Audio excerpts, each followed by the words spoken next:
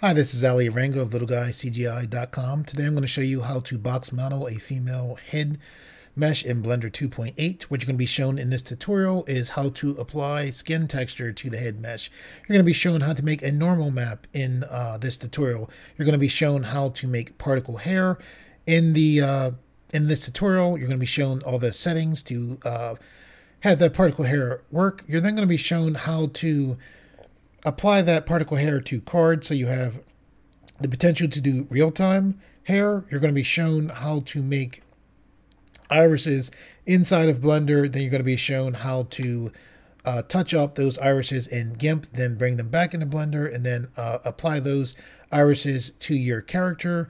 You're going to be shown how to make teeth for your character. This is a step-by-step tutorial. As I take you through this tutorial, I try to not only explain what I'm doing, I try to explain why I'm doing what I'm doing. I think there is a lot that you can learn about from this tutorial, particularly if you're interested in box modeling. So I hope you enjoy this tutorial. If you like this tutorial, please give this tutorial a thumbs up. That will make the YouTube robots happy. Also, if you like the step-by-step content that's produced on this channel, please consider supporting me on Patreon. You can see a link in the upper right-hand corner.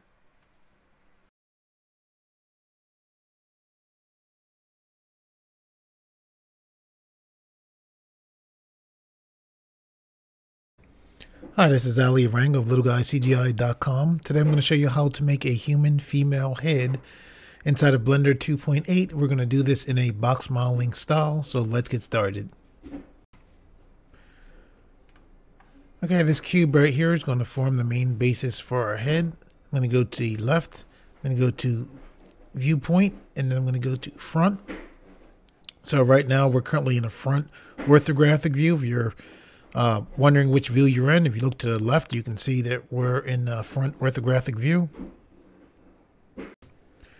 Okay, very quickly to maneuver in Blender, if you hold the middle mouse button, you can rotate your view. If you hold shift as well as the middle mouse button, you can pan your view. If you roll the mouse, you can zoom in, or roll the other way, you can zoom out. You can go to the upper right and rotate your view here as well. You can go to the hand, left click and drag there as well to manipulate your view.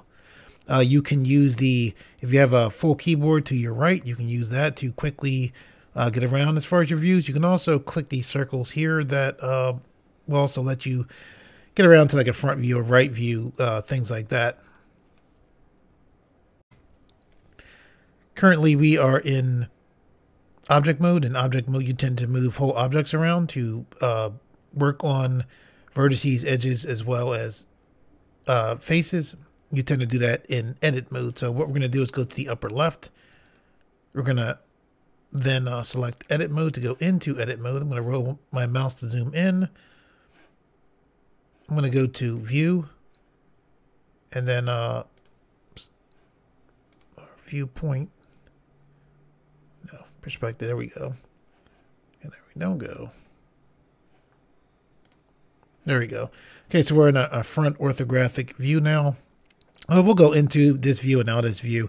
What you want to do right now is you're going to right click. Once you right click, you're going to select subdivide. All right.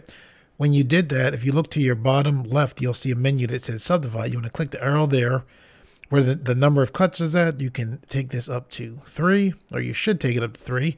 You're also going to see smoothness. You're going to take this all the way up to 1. Okay, those few techniques that I just showed you there gave you the basic shape of a human head. You might sit there and say, why use this instead of a sphere?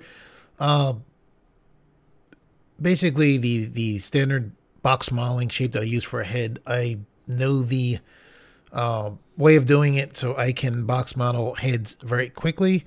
And having the geometry, how it is here, is better. It's better. This geometry, as far as my thoughts, is better than the geometry of a sphere as far as box modeling. Now, as far as sculpting, I would recommend you use the sphere. When it comes to doing very detailed, realistic models, I would recommend that you sculpt rather than box model. When it comes to doing models that you need fairly quickly, where you don't have to be concerned about using retopology, I recommend you box model. Okay, what we're going to do now is we're going to left click on nothingness to deselect. We're going to go to make sure we're in vertex select, which we are. See this gray right here? This is a proportional editing tool. It's turned off right now. We're going to press the O key to turn that on. You can see it's on now. What we want to do is see these first 3 vertices and then the second 3. We want this third ring right here. So we're going to hold shift and select these 3 vertices. And what this is going to allow us to do is to basically pull out a chin for this head. So we're going to hold the middle mouse button to rotate to the side. I'm actually going to go to view, view point, and then right. And what you want to do is press G. Now the reason why you press G, see that circle that popped up? That circle is showing us the area of influence that the proportional editing tool does. So now what we do is we pull down and then you roll your mouse. So I'm pulling down, pushing forward, and rolling my mouse to get that basic shape that I want, which is what you see right here. Okay, now when I hold my middle mouse button to rotate the view, you can see we have a basic human head shape right here. I'm going to hold shift as well as the middle mouse button to pan up. Left click on nothingness to deselect. I'm going to go to the upper left, go to face select, hold the middle mouse button to rotate the view. I'm going to press C for paint select. That circle there, whenever we hold our mouse, we'll be able to paint whatever this is over. So I'm when I say paint select, so we selected these 4 faces. That's one thing nice about box modeling. You can know how many faces you need. So I know that to do this, we need 8.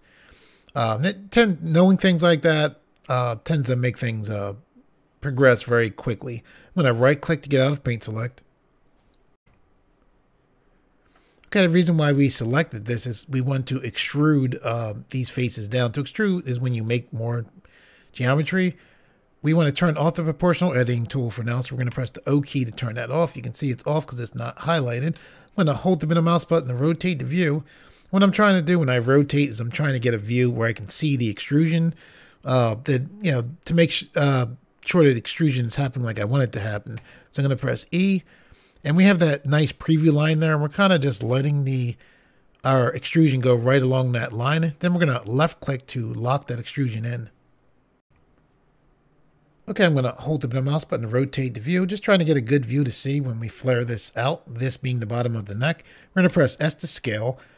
So I pressed S, I let go. Now I'm going to hold shift to press Z. When I held shift and press Z, I did that after the S, right? This allows us to flare the bottom of the neck out like this. I'm going to left click to lock that scale in. So what I just did was I scaled by pressing S. I let go of S. Then I held shift and pressed Z. So we scaled on every axis but the Z axis. So we're about to do the same thing to bring this neck in to shape the neck more. First, we're going to hold Control, press R. We're going to put a loop cut there. We're going to roll the mouse with 1 time. I'm going to left click once. Because I only left click once, I can move these loop cuts. They're both selected. You can tell they're selected because they're highlighted orange. So I'm moving them down slightly. Then when I left click a second time, those loop cuts are locked in now. That slide down, you don't necessarily have to do that. You should be fine if you don't slide these loop cuts down. I wanted them slid down, so I'm going to press S again. All right, so see when I press S, you see that dotted line going to the neck there, right? I'm not holding anything. I pressed S, I let go. Now I'm holding Shift, and now I press Z. As soon as I press Z, see those lines come out? So the same thing, we're scaling on every axis but the Z axis. And now I'm going to push the mouse in. This gives us the shape to the neck. So then we're going to left click to lock that in, right? I don't want these loop cuts selected anymore, so I'm going to left click on nothingness to deselect. Okay, what we're going to do now is hold the middle mouse button to rotate the view. We're going to go to edge select, which we're on this line right here, right? You're going to hold Alt and then left click right here. Because I held Alt, I was able to click here and yet select that entire loop cut. I'm going to go to the left, go to the move tool. I want to take this edge and slide this up some, basically giving me room for the face. I'm going to left click on nothingness to deselect. What we'll do now is we'll put the mirror modifier on here. So we'll go to View, Viewpoint, Front. So we're in the front orthographic view. Orthographic view is kind of like a blueprint view. You see things, even though they're 3D, almost as like they're 2D. It's useful for when you want to do things like what we're about to do now. We want to take away this half of the mesh and then replace that with what's called a mirror modifier. Why we want to do that? Human beings are bisymmetrical creatures, which means that, you know, pretty much we have a lot of features that are on one side, you know, so they're also on the other side. So in 3D, what you do is you'll typically use something called a mirror modifier. Sometimes it'll be called other things in other programs.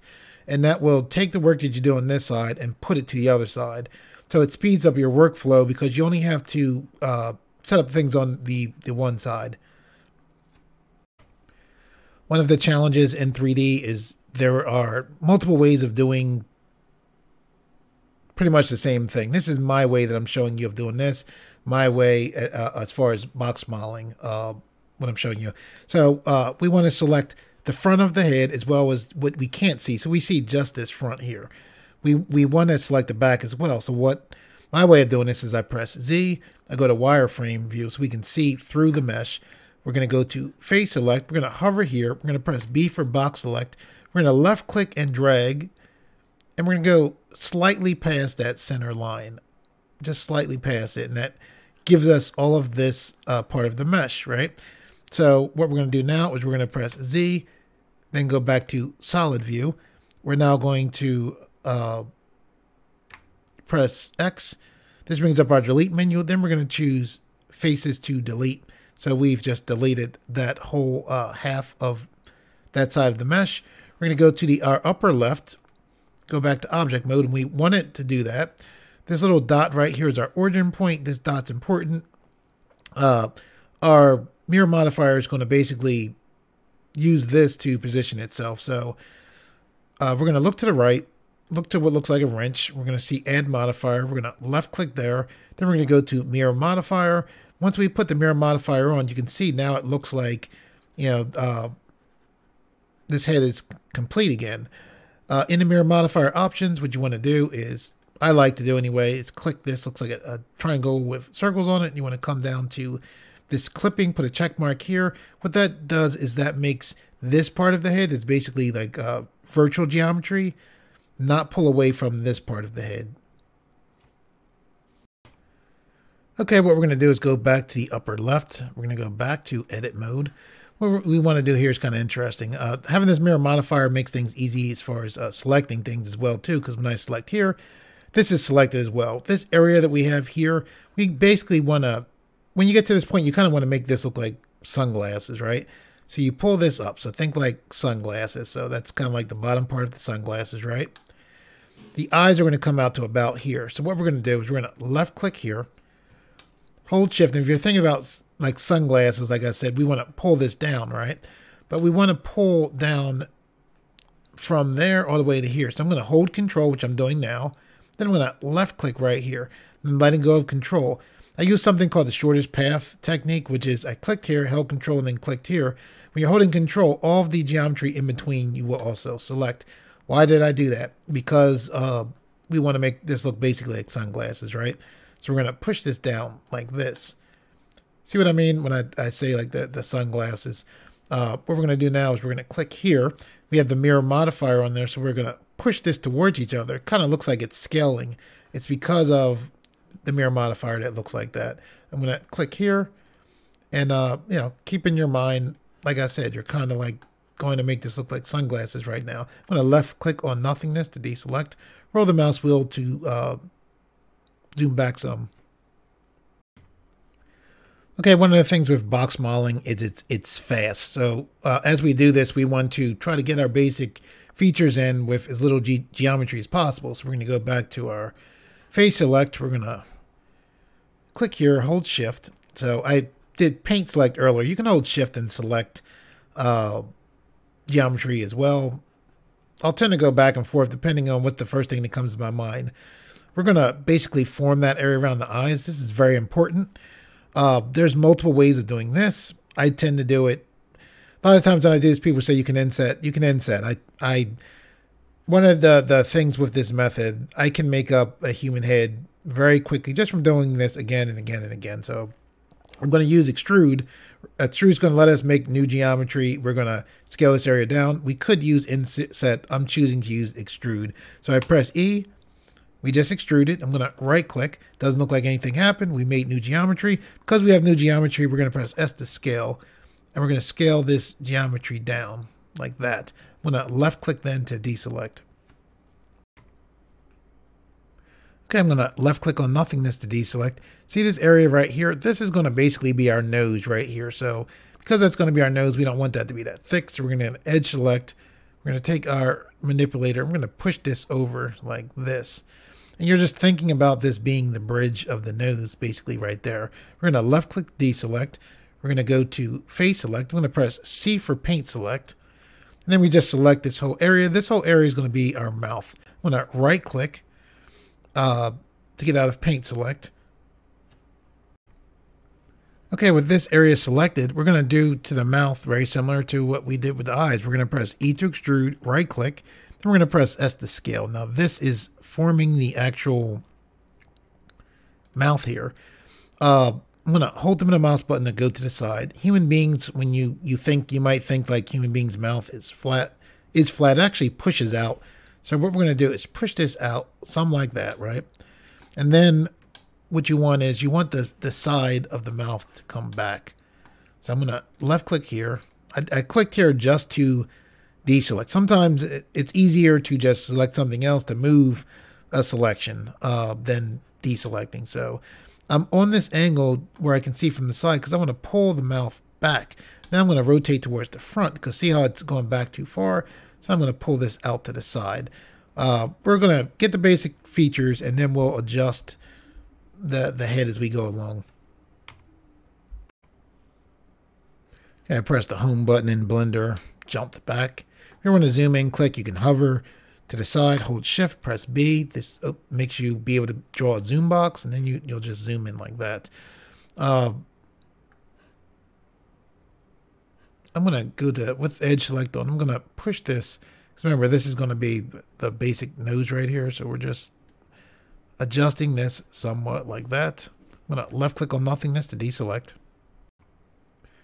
Okay, this is my way of doing things. We're going to delete these faces here. I'm holding shift. Then I'm going to press X to bring up our delete button. Choose faces to delete. And what we're going to do here is we're just going to put in 2 loop cuts right here. This is going to give us a lot of the geometry we need to form the face. I'm going to hold Control, press R.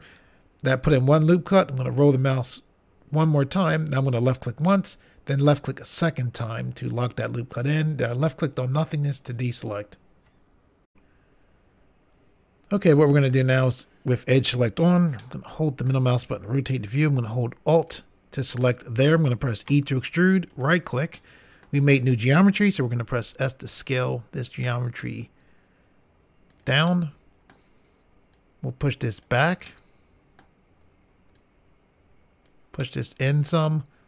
I'm going to click here, move this up some like that. We're just setting up to form the lips there. I'm going to left click on nothingness to deselect.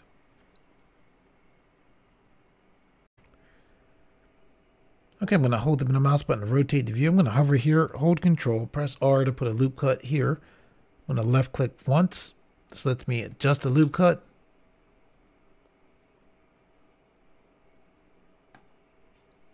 Left click on nothingness to deselect. Click here, push that forward slightly. Clicking that just to get the manipulator out of the way. Giving some form to the lips. I'm going to push this out some. This up some. Push this forward some.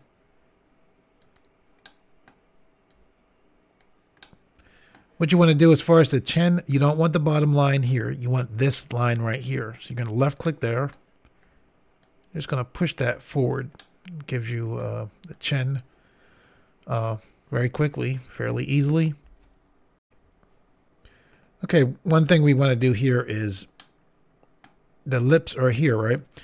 When you do something called hard surface modeling in Blender, you'll put hard surface modeling is when you want things to look hard or maintain a form, I would say. So the lips are pretty distinct from the rest of the face. So what we're going to do is hold Control, press R. We're going to put a loop cut here. So I left click once, because I only left click once I can move this loop cut. And now moving my mouse in, and I'm going to left click a second time.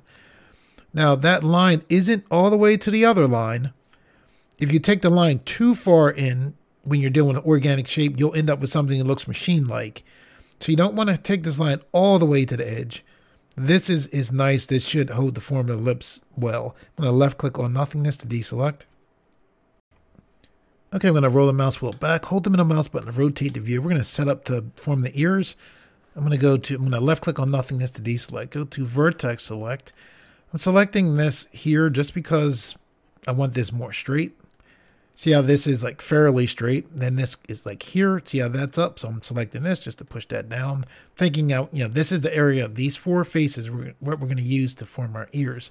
So we're going to go to face select. I'm going to press C for paint select, right? So we select these four faces right there. I'm going to right click to get out of paint select.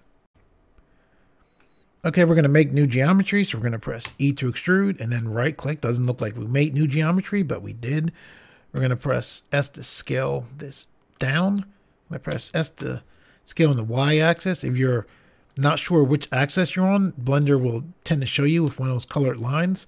What we're going to do here is I'm holding the mouse button, trying to get a view. So when I extrude this out, which we're about to do, I can have a nice view. And a lot of times when you see them like rotating the mouse, that's what they're trying to do. It's like not always, but I'm just trying to get a view like, okay, this is 3D. This is like a good view to use. So I'm going to press E to extrude. I'm going to see that how the line's going like diagonal. I don't want that. So I right click. Now I take this right here. Lets me pull straight out like that, which is what I want. Okay, so we're forming an ear, right? So what we want to do is we're going to get the basic shape of an ear, right? So we're going to click that vertex right there, move this up, click this vertex here, move that down. Then I'm going to left click on nothingness to deselect. Okay, what we want to do now is we're going to go to face select. We're going to press C for paint select. Select that right there. We're going to press R to rotate on the Z axis like this. We're just rotating that forward some. Because we have a mirror modifier, this is happening on the other side of the face as well. This is pushed in. Yeah, it won't matter so much, but I'm saying it won't matter because we're about to join these vertices here. So what we want to do is we want to have this be connected right to that part of the head. So the way we'll do this is we'll click here, hold shift, and now I let go of shift. We're going to hold control, press M. Oops, that's wrong.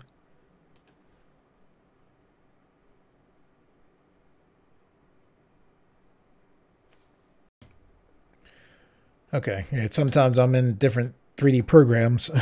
It'll get to you the different modes. Anyway, with these two vertices selected, you're going to hold Alt, press M, and then you're going to select at last. So now we left click on nothingness, click here, hold shift, hold Alt, press M, choose at last. You don't have to deselect like I am. I just tend to do that.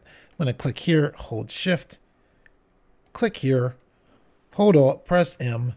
This brings up our merge menu. We're going to choose at last. So now that we have that, we want to form kind of the basic inside of the ear. So we're going to click here, which is face select. That's on the upper left side. I clicked in face select. I'm going to press C for paint select. Right click, zoom back so you can see better.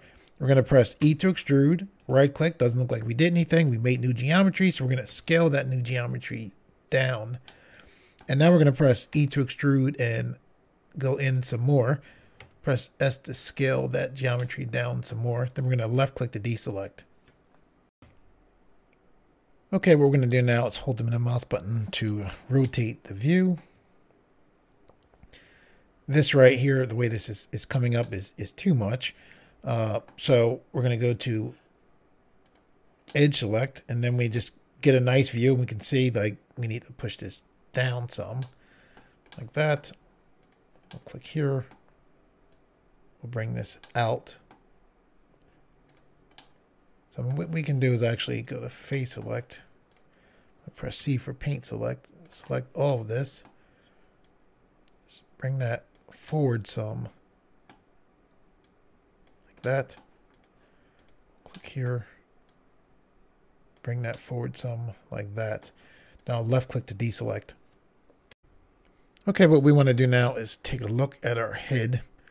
We're going to, with face select on, press C for paint select. Select all of this right here. Right click to get out of paint select. Select here. The reason why we're doing this is we're going to use a proportional editing tool, zoom back. And we're going to press O. We're going to press R to rotate. We can see our area of influence there. And we're just adjusting the head by rotating up some.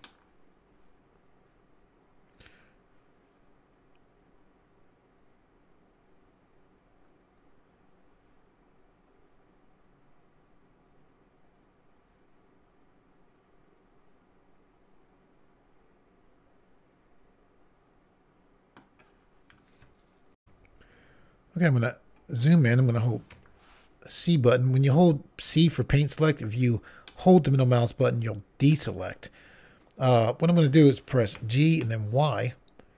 And I actually want to push this ear forward. Now I'm rolling the mouse wheel back some because I want the ear geometry to move forward, but not all of this to move forward as well. And basically what I was trying to do is just get that more towards the center of the head. I'm going to press G, then Y again. Then what we can do is go to this edge select there. I'm going to left click on nothingness to deselect. I'm going to press O to turn off the proportional editing tool. I want to go to vertex select. I just want to select this vertex. Just push that in somewhat there. Then I'm going to left click to deselect. Okay, as we work our way through this, you want to try to make your movements with as little geometry as possible. This line right here, we want this to be more towards the center. We form the ears up first because we're about to put a line in, and things were easier to do without having that extra lines. But with that done, we're going to hold Control, press R, put a loop cut there, then left click to lock that loop cut in place. Now what we're going to do is we're going to go to face select, press C for paint select, and select this face right here, this eye part right here. We're going to press O for the proportional editing tool, and the proportional editing tool allows you to move more than one edge, vertex, edge, or face. Right? We want to rotate this so it's going up slightly. So we're going to press R to rotate. That's not it. That's not it. Okay, so Y. There we go. So I'm on the Y axis. I'm going to left click to lock that in. I'm going to left click to deselect. I'm going to press O to turn off the proportional editing tool. I actually didn't have to deselect. Just taking a look at what we have here. I'm going to press C for paint select. So this is like the eye shape right there, right? So we're going to press E to extrude, right click. So we're going to press S to scale in here. So we're going to press S to scale on the X axis like that. I'm going to hold the middle mouse button to rotate the view. What we want to do is click here. The eyes, you don't want them really. You want this area to be fairly flat across. So that's basically like as I'm rotating around, you're like, what's he looking at? That's what I'm thinking. So I'm going to press R to rotate on the Z axis we need to turn that proportional editing tool on first. So it came out. I'm going to press O. Now we press R to rotate on the Z axis. And what I'm doing here is I'm trying to get this eye area relatively flat and facing forward is basically my thoughts there. I'm going to left click on nothingness to deselect. So now I'm just taking a look. This is kind of sharp here. So, see how the proportional editing tool. I'm going to press O to turn that off. I'll click here, move this up some. Remember here, we're trying to get the basic shapes in right now is what we're doing. Okay, we're going to go to face select again. We're going to press C, select this area right here. We're going to pull this in some.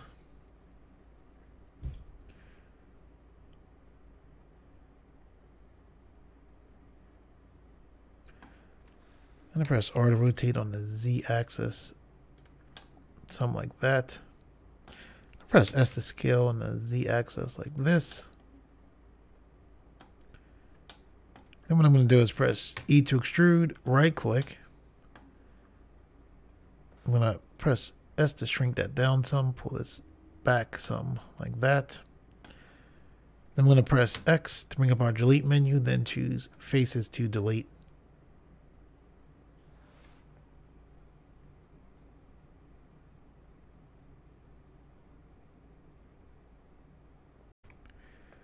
Okay, what we want to do now is bring out the nose area. So we're still on face select. So what we're going to do is select here.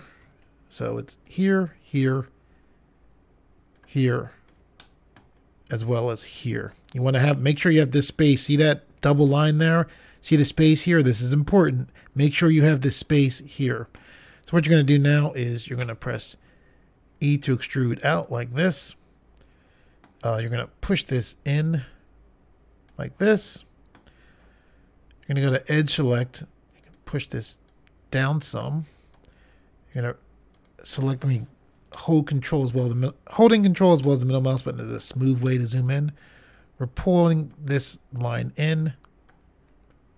We're just adjusting these lines, right? So what I'm doing here is I'm just looking, and it's not exact things I'm going here. I'm just generally pulling these lines in. I'm going to pull up here because I want this to be facing, it's got to go up and in. So this is too far forward. So we pull this up and then in, up and then in.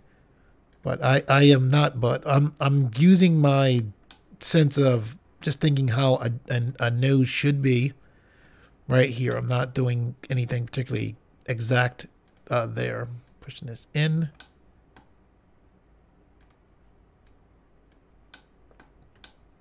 Holding control as well as the middle mouse button to zoom out. I'm going to left click on nothingness to deselect. Okay, we're going to hold the middle mouse button. This line right here, I'm actually going to hold shift. I'm going to bring this line down some. Now the reason why I'm bringing this line down some is we're going to form the nostrils out of these two faces here, right? So basically, I'm like, okay, I know I want nostrils to come out of here. I'm just trying to make them fairly even and giving enough space, but not too much. So now I'm going to do is go to face select, click here, hold shift. And now I'm going to press E to extrude and then right click to lock that in. Pull this out like this. I learned this from David Ward a long time ago. Maybe not that long, like years ago. Very nice way of getting nostrils. Again, we're getting the basic shapes here. This gets the nostrils, fairly easy, fairly quick.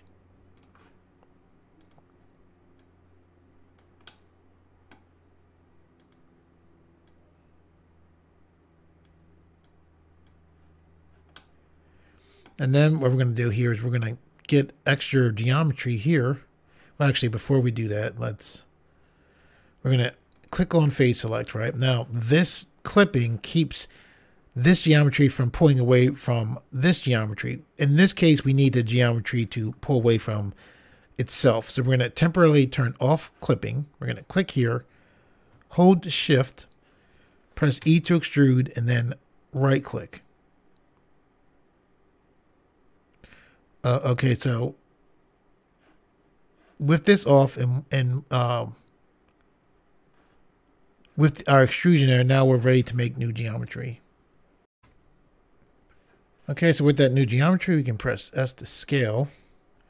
And because we turned that clipping off, you can see that we have this here. Now we want to turn the clipping back on so we don't forget. Now what we can do is press E to extrude and take this geometry up as well as back. Press S to scale down some like that. So we'll left click on nothingness to deselect. And now with face select on, we'll click here, hold Shift, click here. We'll press E to extrude. Come up like this, press S to scale, and we're just giving ourselves geometry that we'll be able to work with in the future. We're not going to be too concerned about the features. Now, if you see something fast like this, I mean, go ahead. Don't let it get to you because we're still putting in our basic features. Fast things, though, you know, you can go ahead and do that. This right here, I'm going to go to face select, hold Shift. I'm going to press O to turn on the proportional editing tool. I'm going to press G, then X to just push that in some like that.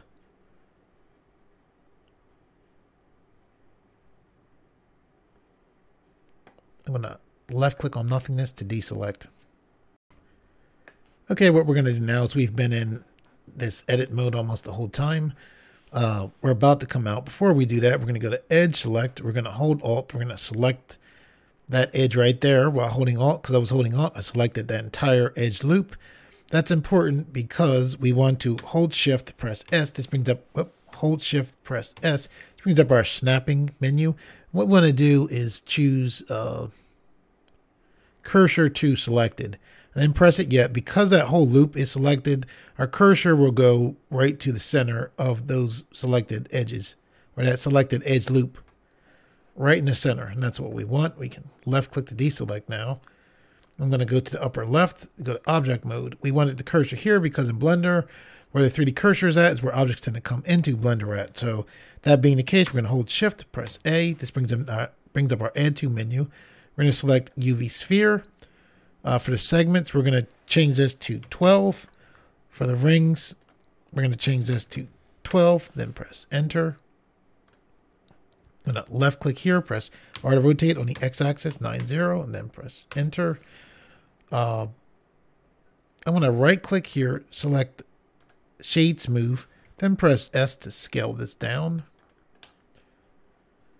I'm going to go to our Move tool, pull that back. Put it back too far.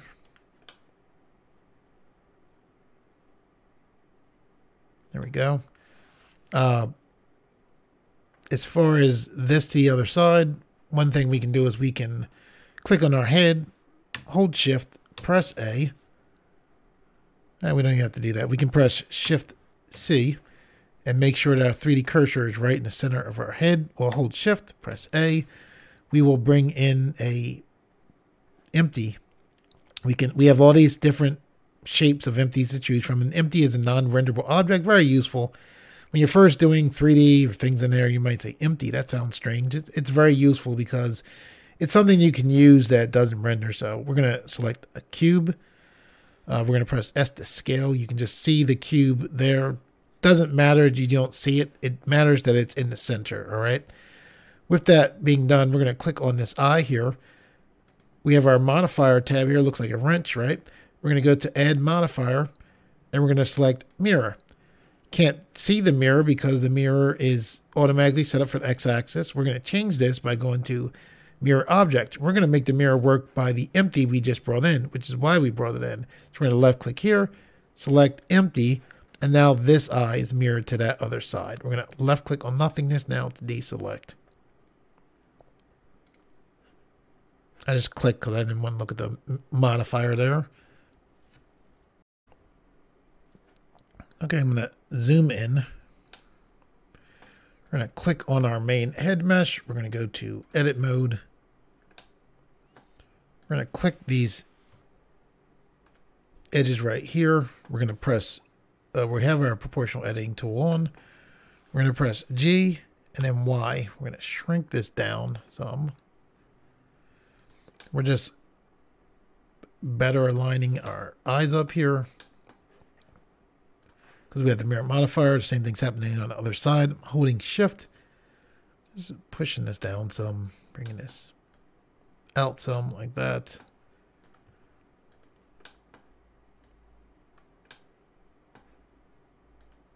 This right here, make this more circular by pushing that edge over. So I'm going to press G, shrink the area of influence for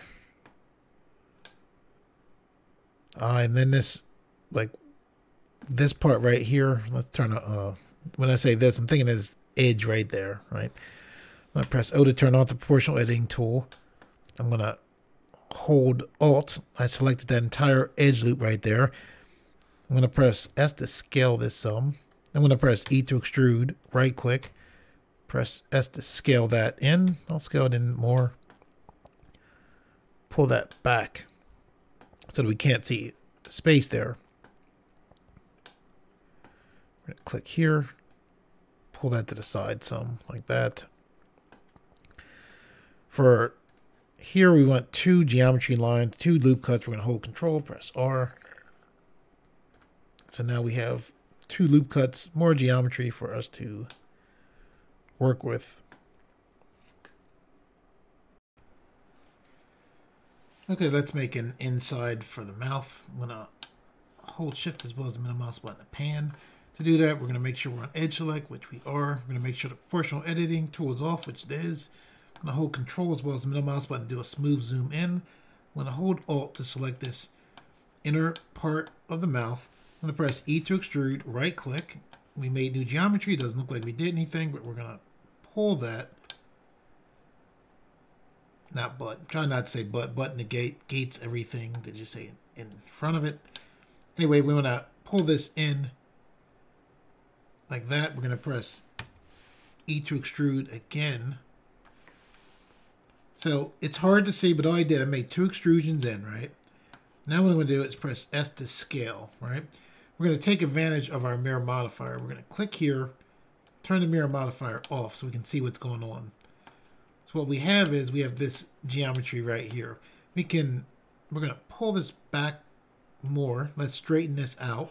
So we're going to press S to scale on the Y-axis, then 0, then left click to lock that in, right? So now this is straight, but it's straight inside, not straight outside, so it doesn't affect the lips. So what we want to do is press S to scale on the Z-axis. We're trying to give room for the inside of our mouth here. So with that done, we're going to press E to extrude, right click, pull this back. Probably 3 sections in the mouth here. E to extrude, right click, pull this back.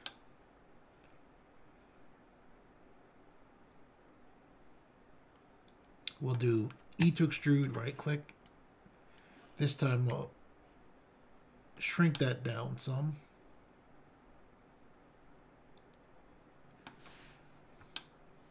And what we want to do here is we have 4 faces. Typically when you're doing box modeling, you want to keep as much as possible things to being 4 faces. So we're going to click here, hold Shift, click here as well as here. Then we're going to press F to fill that geometry in. Now we're going to left click here, hold Shift, and then press F to fill that geometry. And I'm just left clicking on nothing just to deselect. That's while I'm doing that. So we've got this inside of the mouth form now. Okay, with the basic form, we can adjust this and make it more suitable. So we're going to want to put teeth in here. So I'm going to press S to scale this up, and I'm just thinking about space for teeth, basically, to go in here. We can work with this later on as well. Back more. From here, what we can do is we can have a tongue come out. So we'll press E to extrude, right click, push this forward like that. We'll press S to scale. E to extrude, right click. E to extrude. I guess we'll do it again. E to extrude, right click. Now this right here, we don't want this geometry because it's going to match up with the mirror, and if we left it here it would cause issues. So we're going to hold shift, and then we're going to press X to bring up our delete menu, and then choose faces to delete. Hold the mouse wheel to zoom back. I'm going to turn the mirror modifier back on. You can see that there's issues with the tongue from the front. So one of the things we can do to see is we can press C for paint select, right? Right click, then we can press H to hide. So this here, C for paint select. Then we'll press H to hide. So we can see that the tongue does have some issues. So what we'll do is we'll go to edge select. We'll click here, hold control, that uses the shortest path technique. Holding shift as well as middle mouse button to pan. Holding shift. So I have all of this selected but not, there. And I'm just going to push the tongue towards itself, and then a mirror modifier helps with forming it. So we can click here. What we can do is we'll press O to turn on the proportional editing tool. We'll click here and select connected only. Now, proportional editing tool normally affects whatever is affected by the circle. Did you see from the proportional editing tool? However, when you turn on the connected proportional editing tool, it tries to keep itself localized. So we're going to press G and then X, and then we're pushing the tongue towards itself. You can do the opposite here. Actually, let's go to face select. Now here we'll pull out some.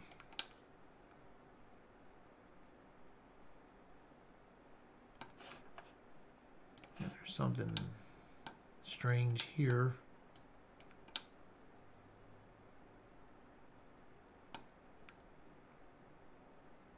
So I'm going to press O to turn off the connected proportional editing tool. We'll click. Oh, this, okay, I see that. So basically what's going on here, from when we form the tongue and things, we need to push these vertices towards themselves. And we can, if you really want to see, you can press C, you can make your, you can make this huge, this being the paint select. You can select like all of this here, press H to hide that. Just looking at the inside of the mouth there. So we can hold Alt, press H to unhide, and we'll left click on nothingness to deselect. Okay, I'm going to zoom in for later on what we're going to do since we're working with the mouth anyway. Let's select the edge of the mouth here. We'll hold Alt. And on this edge, we'll hold Control, press E. This brought up our edges menu, and then we're going to select Mark Seam. We'll turn off the mirror. We'll go inside here.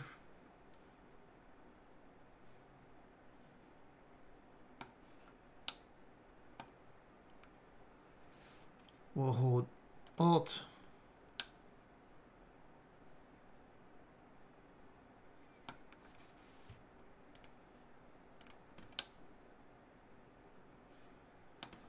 hold Control E and select Mark Seam.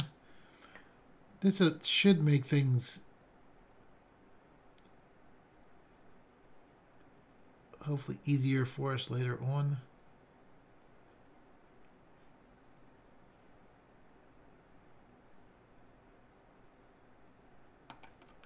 Okay, we can come back to, I just did something. I want to move the mouse. I'm not sure if yeah, I did. There we go. I had the tongue selected and I pushed the tongue.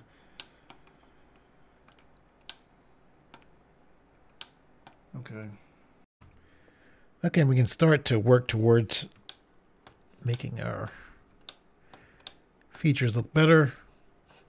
Let's hold Alt, click here. I'm going to press O to turn on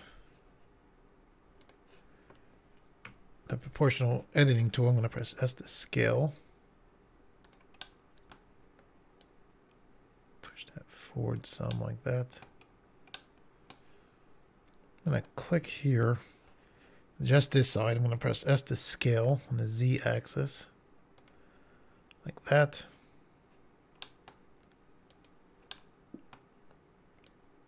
Bring this up some. I'll click here, press G, then Z. Bring this up some. Click here, press G, then Z. Z, there we go. Bring that down some. This right here, we want to click right here. This needs to come back, so we'll press G and then Z. Like that. Left click to deselect. Okay, we're going to select this chin here. Press G, we'll move this up.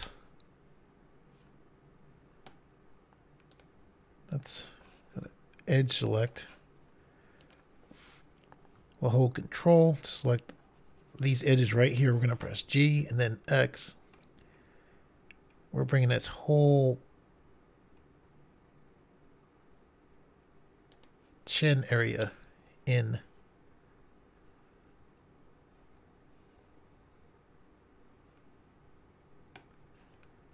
So I'm going to left click to deselect. Okay, now we'll start to add more geometry. So we're going to hover here, hold Control, press R, then left click to put a loop cut there. We're going to hover here, hold Control, press R, then left click to put a loop cut there. We'll hover here, hold Control, press R to put a loop cut here. I'll left click on nothingness to deselect.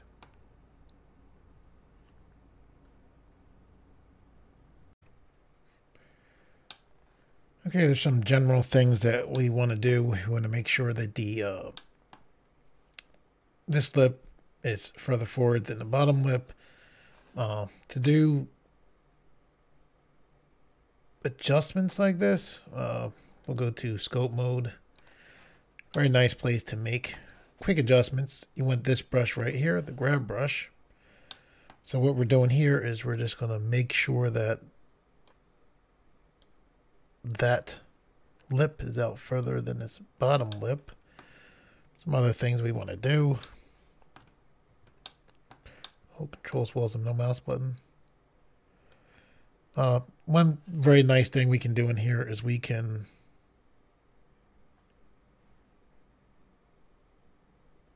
mask things. So I'm trying to, can we? Oh, I get it. Okay, so what we're going to do here is we're actually going to apply our mirror modifier just so we can work in here without issue. There we go. I'm going to hold Alt-M to get rid of that mask. Is it Control-Shift? Is that it? Control right mouse button. Nope. Not that.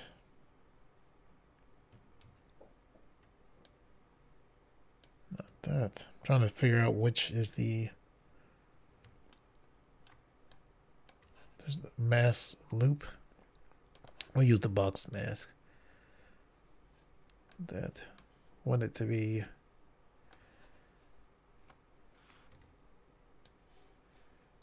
this to be masked. And the reason why we want that is so that we can work with the upper lip without the mask protects this. This won't move with the mask on it.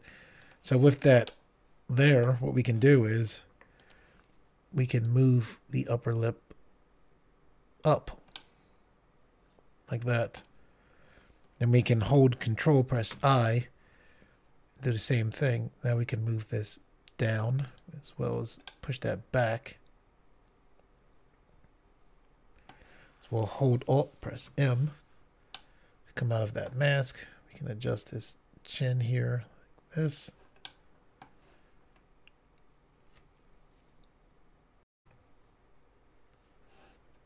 Okay, this, we'll press F. This shrinks the area of influence. We want to bring this back here. This.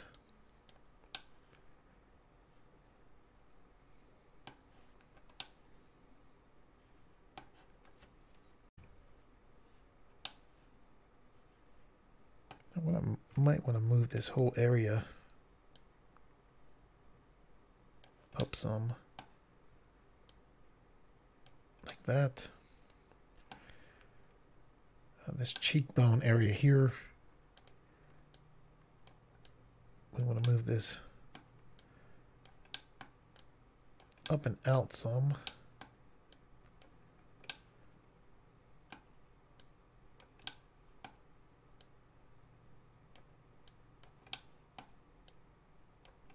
I'm basically bring this area up and out some.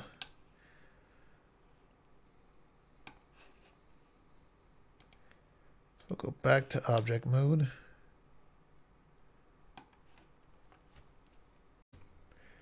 Okay, one thing we can do that is very nice is one, let's click here. Let's go to a matte cap. We'll click here.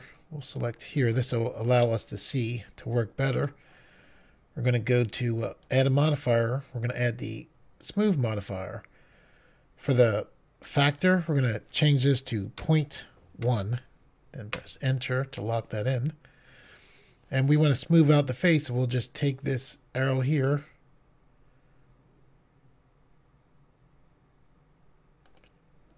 Bring this up some.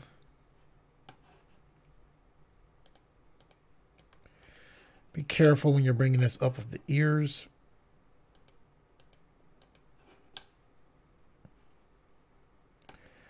We're going to apply this. Go to edit mode.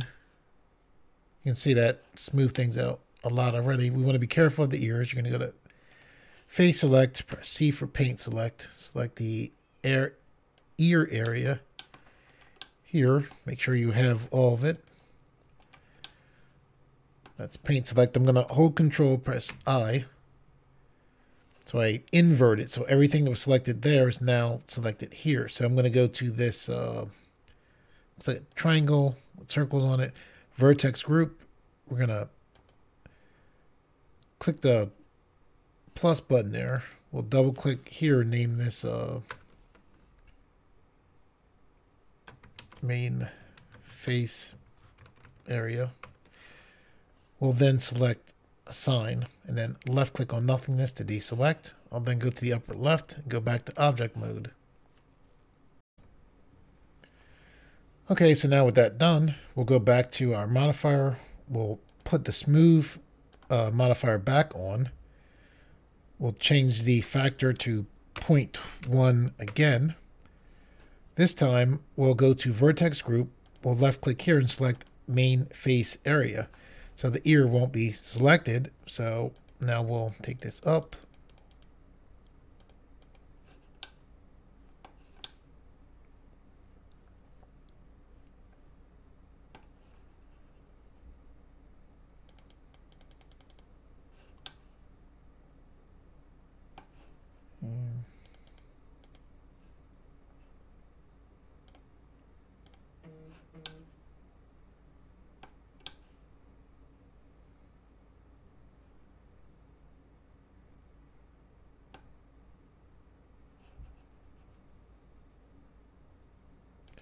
When I'm looking here, is I'm looking at the chin.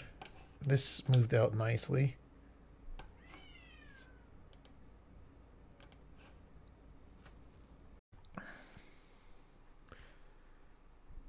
Okay, we're gonna click on our main mesh. We're gonna go to View, Viewpoint, Front Orthographic View. Okay, what we're gonna do now is we're gonna go to View, Viewpoint, Front. Go to Front Orthographic mode. We're going to apply our smooth modifier. We're going to go to our upper left, go to edit mode. We're going to press Z, go to wireframe, make sure we're on face select, hover to the side here, press B, select slightly more than halfway through for our geometry. This part here got selected, so we'll press C, press the middle mouse button to try to deselect. If that doesn't work, we'll go to vertex select, press C, just to try to deselect. Oh, I see. Look at that.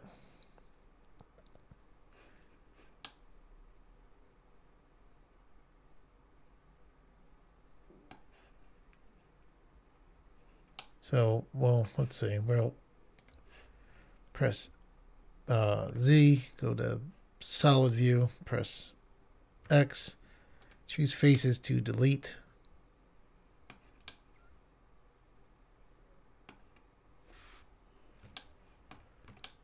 Over here we can see this. We'll press O to turn off proportional editing.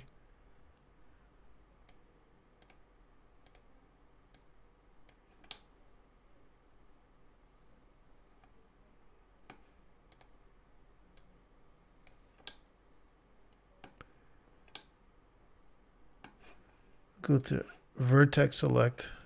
We'll click here, hold shift, hold Alt, press M, choose at last, click here.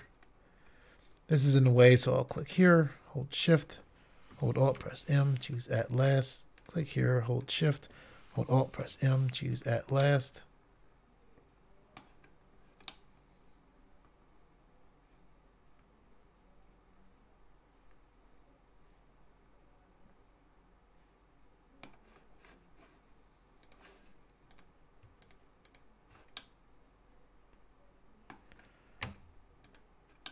I think we're straightened out now.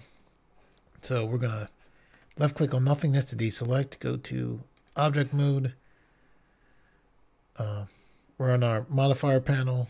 We're gonna click and then select a mirror modifier. Click here. See that in the mouth there.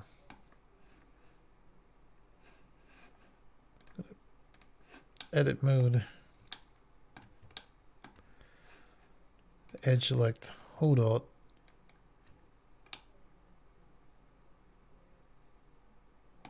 I'll press G, then X. Oh, not yet. You want to make sure you have clipping on. Press G, then X. So that should have dealt with that now. We'll click to turn this on.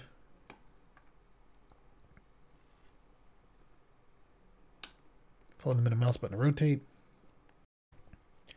Okay, you might say, why did you take the mirror modifier off just to put it back on again? Sometimes the mirror modifier is very useful, often very useful. Sculpting mode is very useful. Sculpting mode does not like the mirror modifier. So I think it's worth it. Anyway, we want to grab this loop here. So we're going to hold Alt, select there. Press O to turn on our proportional editing tool. Press G, then Y. Shrink this down fairly small. Push this forward like this.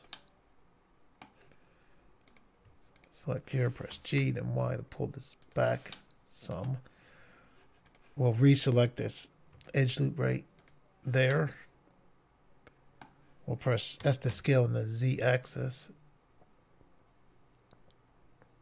Like that.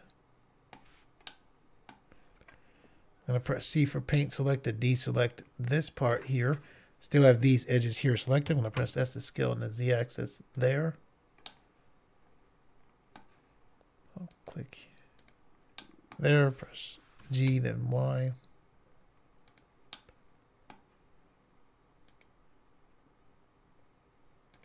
This here. G, then Y. G, then Y.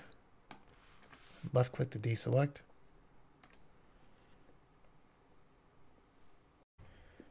Okay, while we're in here, we're going to put another edge loop right here. Also going to put another edge loop right here. I'm going to go to phase select.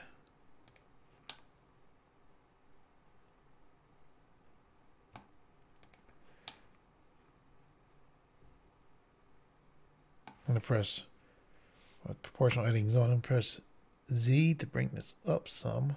Rolling the mouse to increase the influence. I'm going to press Z to push that out some. For our cheekbones there. Go to edge select. Go to the move tool. Press G. Then roll that up. Left click on nothingness to deselect.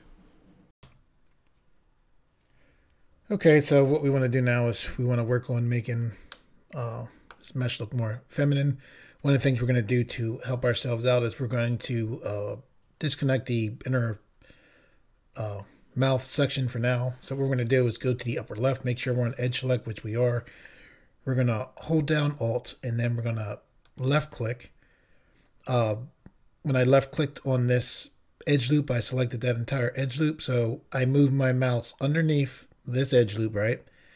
And I'm about to press V. I didn't press V yet. V is going to rip this, which basically means separate this edge from the other edge, depending on where your mouse is at. Like if I pressed V, which I didn't do yet, up here, I could pull this way and the mesh, I would have this mesh on my mouse. So like when I'm over right now on this side, when I move my mouse like that, it would move. If I'm on this side, when I press V, when I'm over now will move. So I'm about to press V, and now you can see like that is moving. So I'm going to, and that is, you know, the geometry that I'm over. I'm going to right click to get that geometry to go back to its original position now. Okay, what I'm going to do now that this is separated is I'm going to go to the upper left, go to phase select. I'm going to hover over this geometry that's now separate. I'm then going to press L. When I pressed L, I was able to select all of this separated geometry.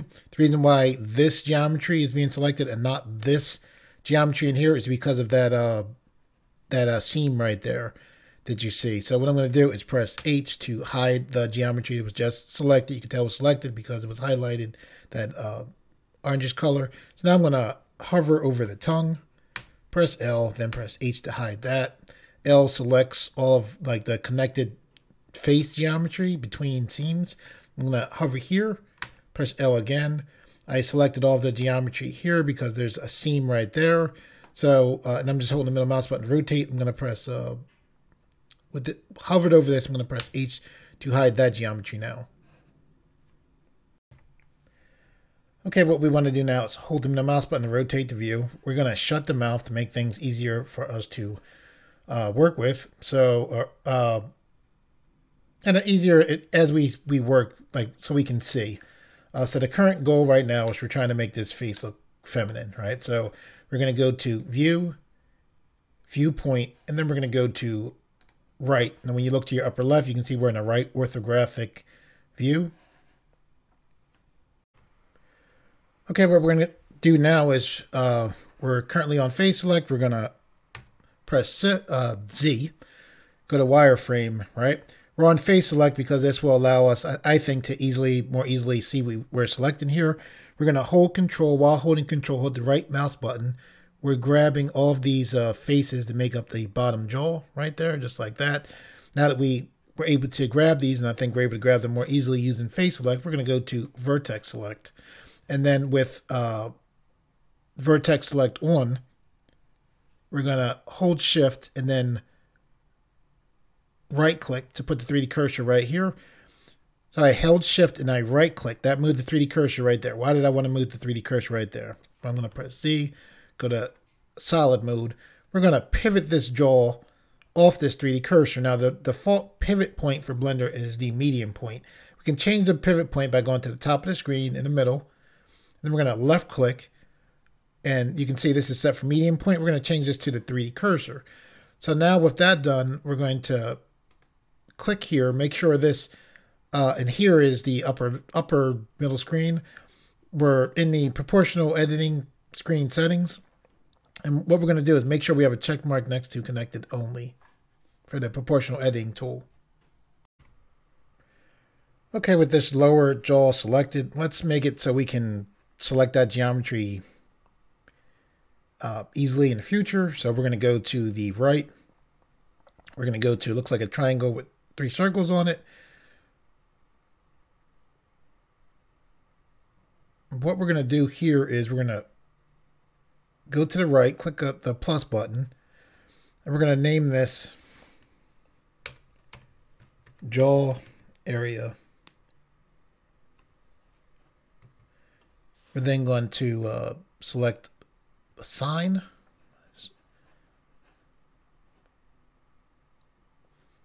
So now with that done, if I click off to decent, I clicked it. Yeah, clicked it twice just to make sure I had it assigned. So now, even though we deselected that, now what we can do is just select, click, or select, and we have that jaw selected again. Okay, what we want to do now is go to the upper left, go to object mode. Okay, we want to put a subdivision surface on this. And just to be clear, with this, currently our geometry is 2,248 polygons, which is good. It's good for a head. One of the advantages of box modeling is it gives you low geometry, right? So we're aiming to keep this low geometry. Now, when I put the subdivision surface modifier on this, the geometry is going to drastically increase. There's numerous reasons why we're doing this, but I just want to be clear with you. Like when it comes to sculpting box modeling, you want low geometry, and our goal in this tutorial is when this is done to have low geometry, not high geometry. So the goal isn't to permanently have this geometry we're about to put on here from the subdivision surface modifier. Okay, that being said, let's click to the right on our, looks like a wrench. You can go to add modifier, and then you can go down to subdivision surface and select here. I'm not going to do that, but I just wanted to make sure you knew that's how you could do that. I'm just going to, with this selected, hold Control and press 2, which is a shortcut for putting on the subdivision surface modifier. Essentially, it did what I just showed you a moment ago. So with this set up now, what we're going to do is go back to edit mode. Okay, here in edit mode, let's look to our modifier panel here. We want to go to the subdivision surface options here. We're going to select, looks like a triangle with 3 circles. We're also going to click off of our jaw because we can select that easily again. We're going to press A. We're then going to right click.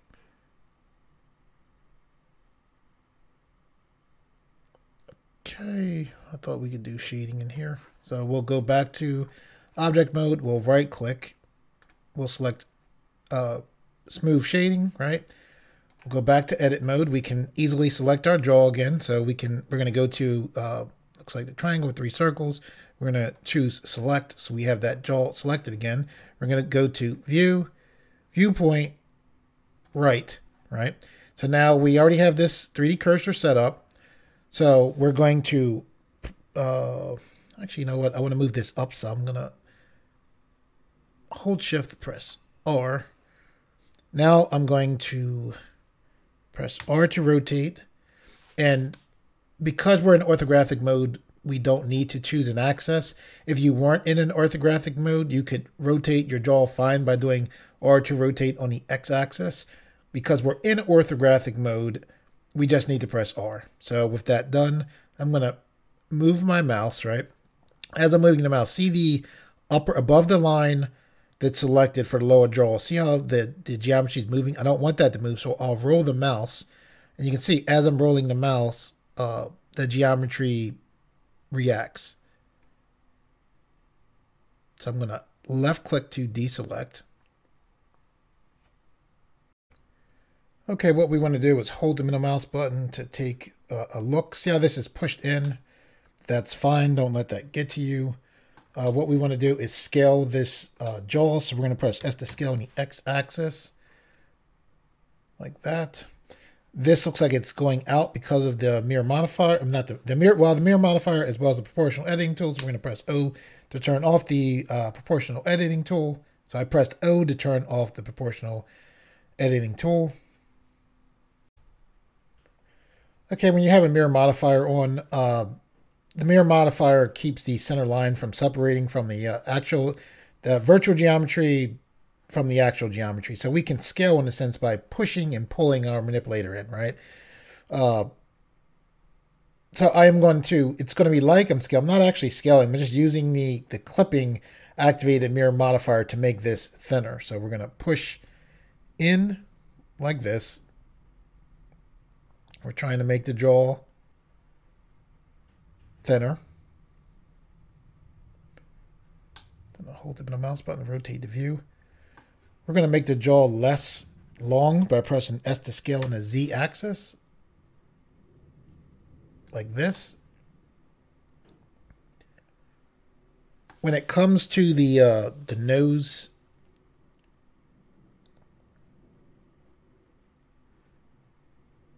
as well as the mouth, as well as the chin. It's kind of strange, but I try to think of things. It almost reminds me of a seagull, how the side profile looks. It's almost like the one wing would be here, which this doesn't look right. The head would be here, and the other wing would kind of be like in here. So where the lips are at would be like the where the head is at, right? And there should be another wing shape for where the chin is at. So I'm gonna click here.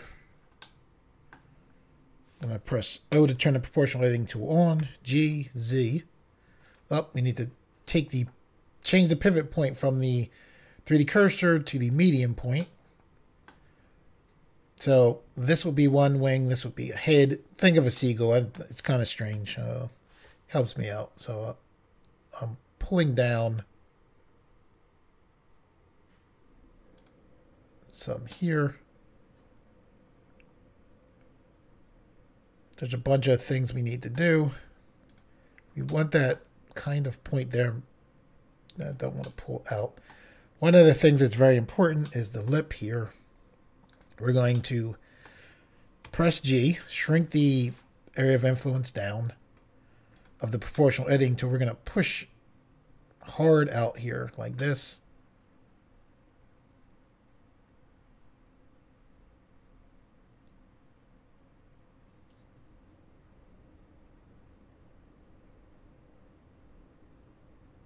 We need more geometry, so we're going to hold Control, press R, put a line of geometry here.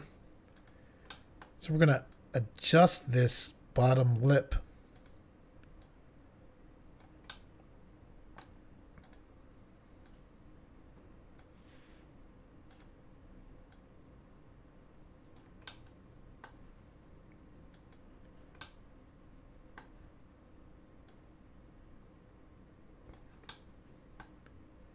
We're going to push this in some, bring this out some.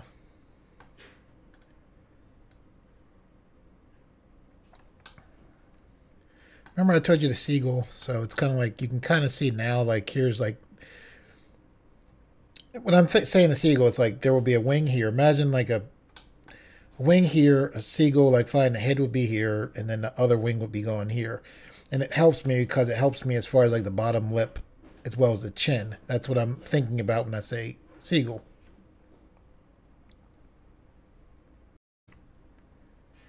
So I'm telling you that just to let you know what I'm thinking about now. So I'm doing this. I'm trying to get that, for lack of a better word, like seagull shape going on here.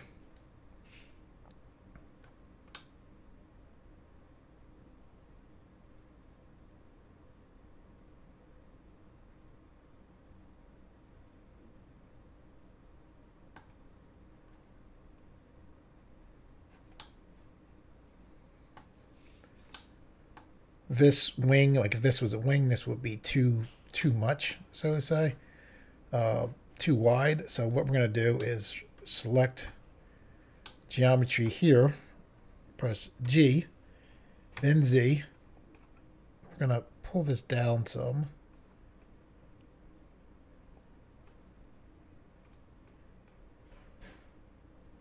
Like that. Again, I'm thinking that like seagull shape.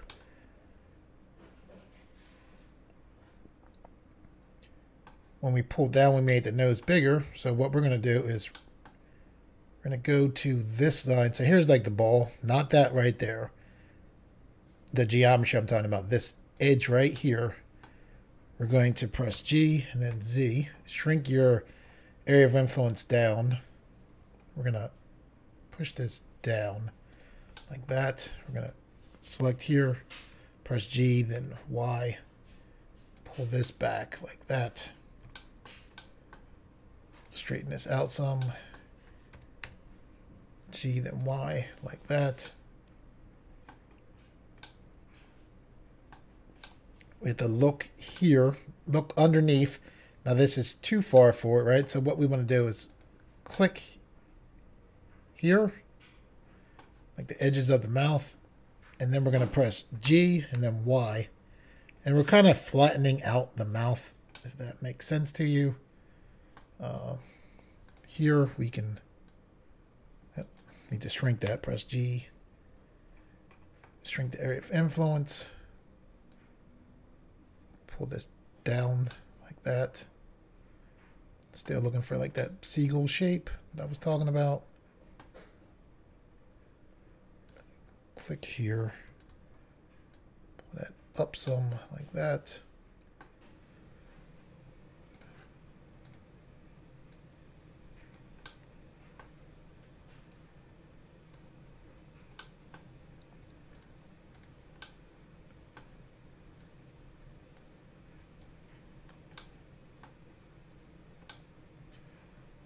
This right here we'll deal with in sculpting.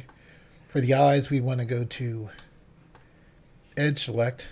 See this loop here? We don't want that one. We want this one. Go to edge select in upper left, hold Alt, and then select that loop. And what you're going to do is press S to scale on the Z axis to make your eyes bigger, right? My wife Sue was watching me do this. She's like, curve the eyes up on the end. She's right. So I'm going to click here, press Z. We want to move this up here like that. We're also going to select this right here, press G, then Y. Pull this back some.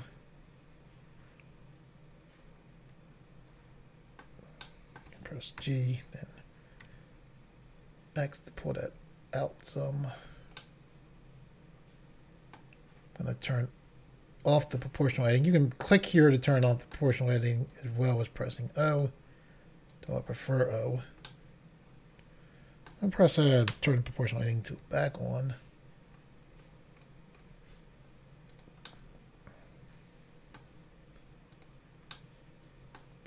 GZ. So what we're going to do now is we're going to, we want that point though. Don't want the jaw too.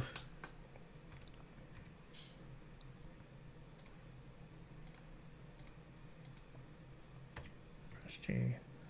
two now. So what we're going to do is we're going to go to sculpt mode, and we have this right here, right? Sculpt mode, that's very easy to deal with. We'll hold shift, as you can see there. Let's go to the inflate brush.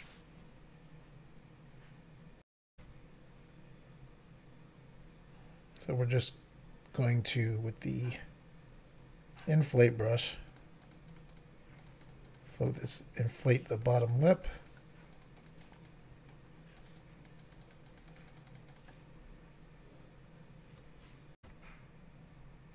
I find when working on female characters, you kind of look at the eyes, try to keep the lips around the size of the eyes when there's not like too much of a smile on the face. So what we can do is go to the grab brush, and we can actually push in. Let's press F. We'll make our grab brush bigger. We'll push the lips in like that. Still looking for what I call that seagull shape. Actually, bring this out some there.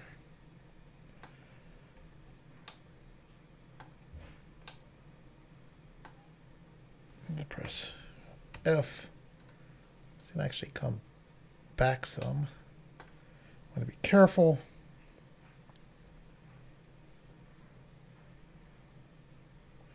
Just want to bring that out. Keep that out. So back some, down some, I would say as well. But be careful as you pull. You have to look from the bottom. You don't want this going, back too far that way. So it's interesting. You want to like bring up, then push in.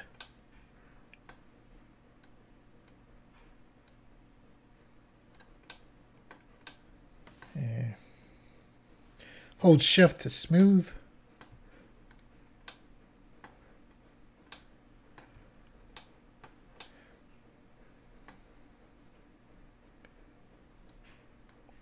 We can actually bring this up here.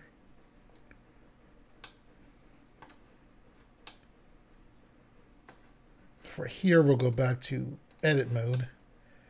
We want to put a loop, edge loop right here. We'll hold Control, press R. Then with that, we'll select here. I'm holding Shift. We'll press G, then Y. Pull this back. Something like that. Let's, while we're here, hold Alt. Press S to scale in the X-axis, like this.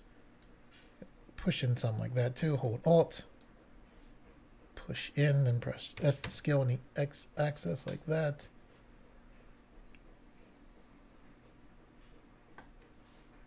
On the mouse wheel, zoom back. When the left click to deselect. Okay, taking a look.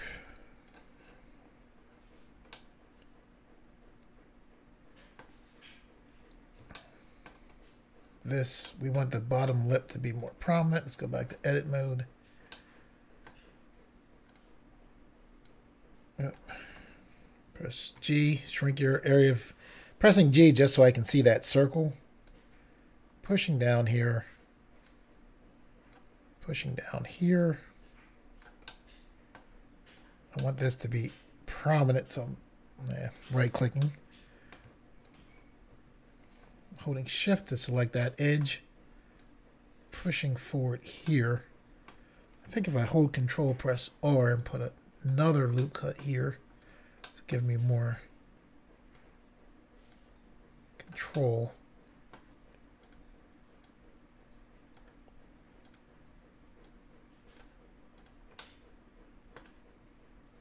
So now we'll bring this back.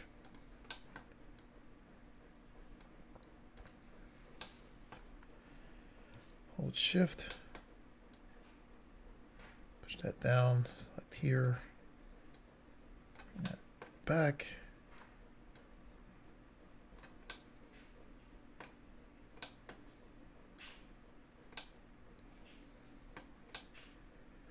If you start getting too bunched up here,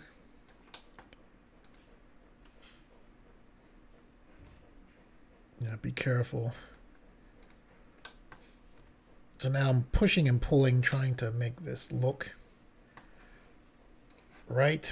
This is coming out. You don't want the bottom lip coming out past the top lip. So I'm going to press G, then Y.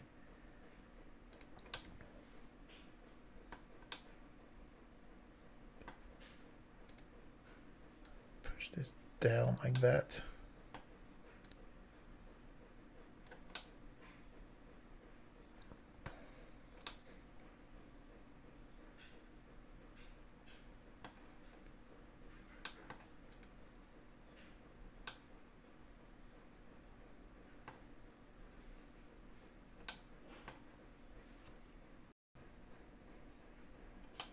Okay, I'm taking a look. I want the point of the chin.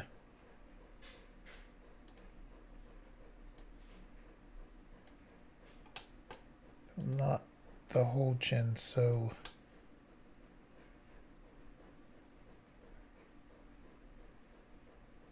pointy, if you will.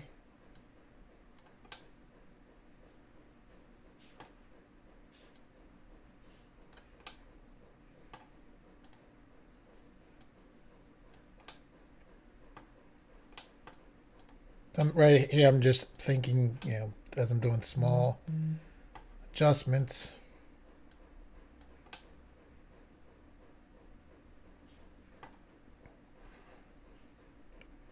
Better to do this with edge select. You want the line of the nose to go down like this.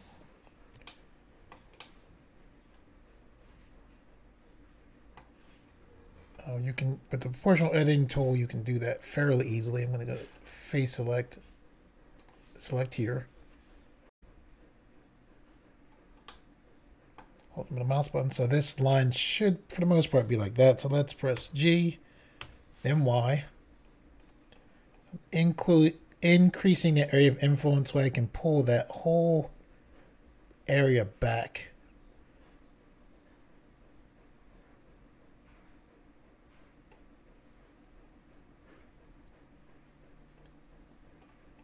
So we can take it up.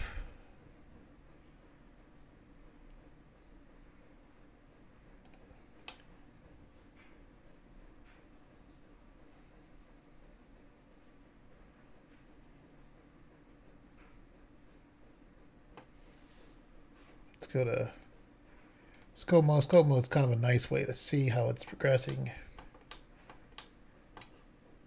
Let's grab the nose and bring that in some.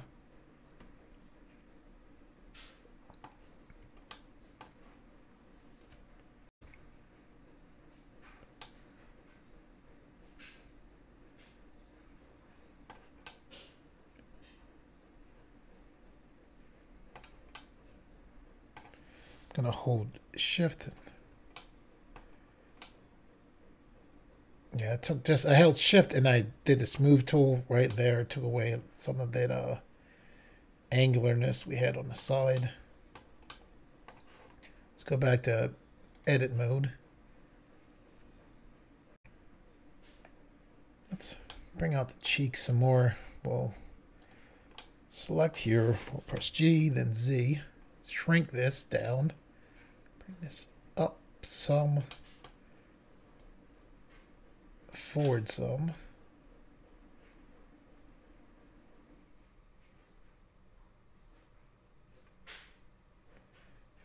Rotate, take a look at your character from multiple angles. Click here, press G, then Y, shrink the area of influence.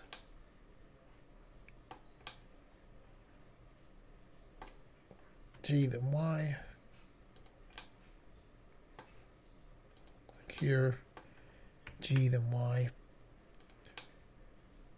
The things I'm doing here is I'm trying to use my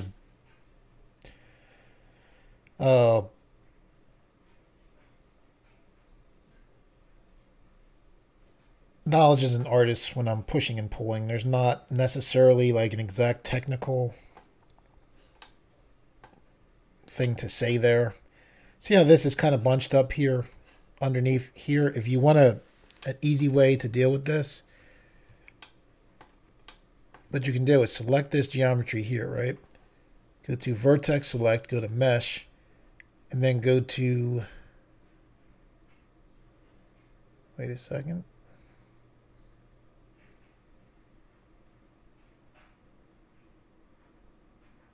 Oh, vertex. Smooth vertices. So we click like, what? That was interesting. Maybe I clicked off by accident. I'll press C for paint select. Select here. This bunched up somewhat. So then we'll go vertex. Smooth vertices. Still looking for that quote unquote seagull. So click here. Push that down. Push that out some.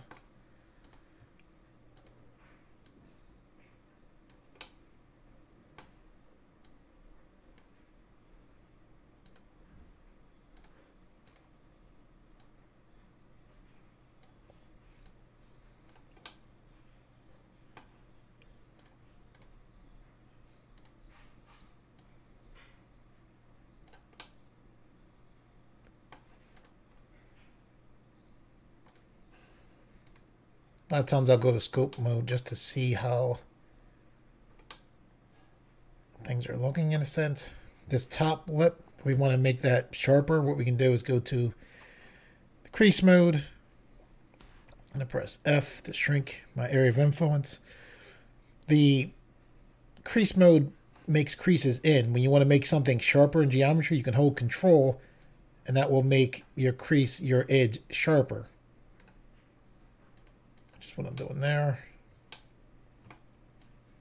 Do that there with the bottom lip. So if you see, this is getting sharper here.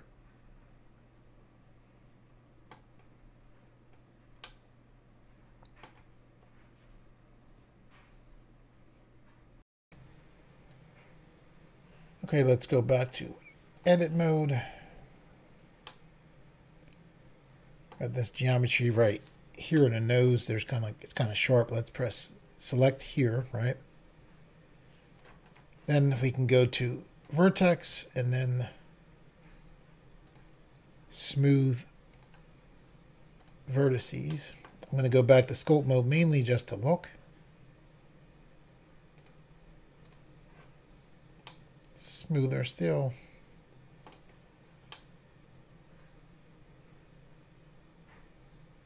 I'm going to try not to get stuck here. So I'm going to press C.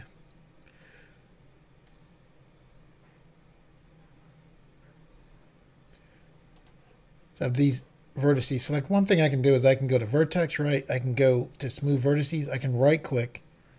So I have this in quick favorites. I could have clicked add to quick favorites. So I can just press Q and just press smooth vertices to work on that. I'm going to go back to sculpt.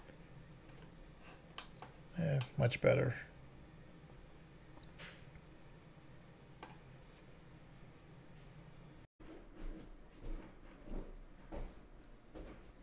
I'm going to hold the mouse, go to the side. Sometimes it helps working with females to take right from the nose and bring this up. So you can get a different look. Then go to pressing F. Chin will drag that back some.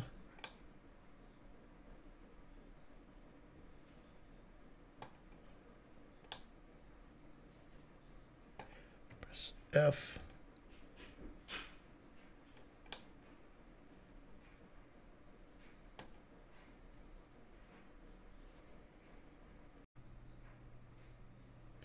And this geometry isn't going to be the final geometry. Let's go to edit mode.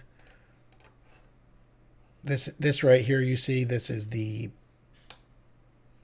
inside of the mouth. So we can go to edit mode, hold Alt, press H. We can see that now, so then we'll press H, then Z. Move this up to around where it will be in the mouth. Press G, and then Y to bring that back. Left click to deselect. Okay, what we're going to do now is we're going to go back to object mode. We're going to hold shift, press D, then I pull to the side to have a duplicate of this face. I'm going to right click. That duplicate that I currently have selected, you can see it highlighted here. It's named cube.001. We're going to double click, name this high poly, press enter. All right. We're going to press H to hide that mesh. We're going to left click here. This is named cube. We're going to double click here. We're going to name this low poly and press enter. With this low poly, we're going to click on the wrench. Looks like a wrench. We're going to go to our subdivision surface modifier. We're going to select this X to get rid of that modifier. Okay, there's a few things I want to say here. One, there was a tutorial not too long ago where there were some guys saying you shouldn't model with a subdivision surface modifier on. I would say when you're doing, like if you happen to see that tutorial and you're looking at this, like he was just modeling with a subdivision surface modifier on, there's usually almost always a time and a place for everything. When you're doing your major modeling forming a mesh, I would say don't use the subdivision surface modifier like we did. Once we had the basic form, we put the subdivision surface modifier on, and we made, for the most part, minor changes to the form, and I think it's fine.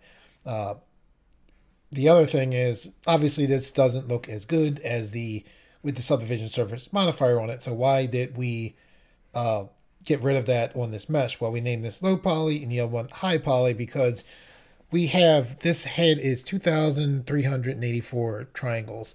We should be able to get the look, for the most part, of the high poly one by using something called normal map. I'm going to show you how to do that.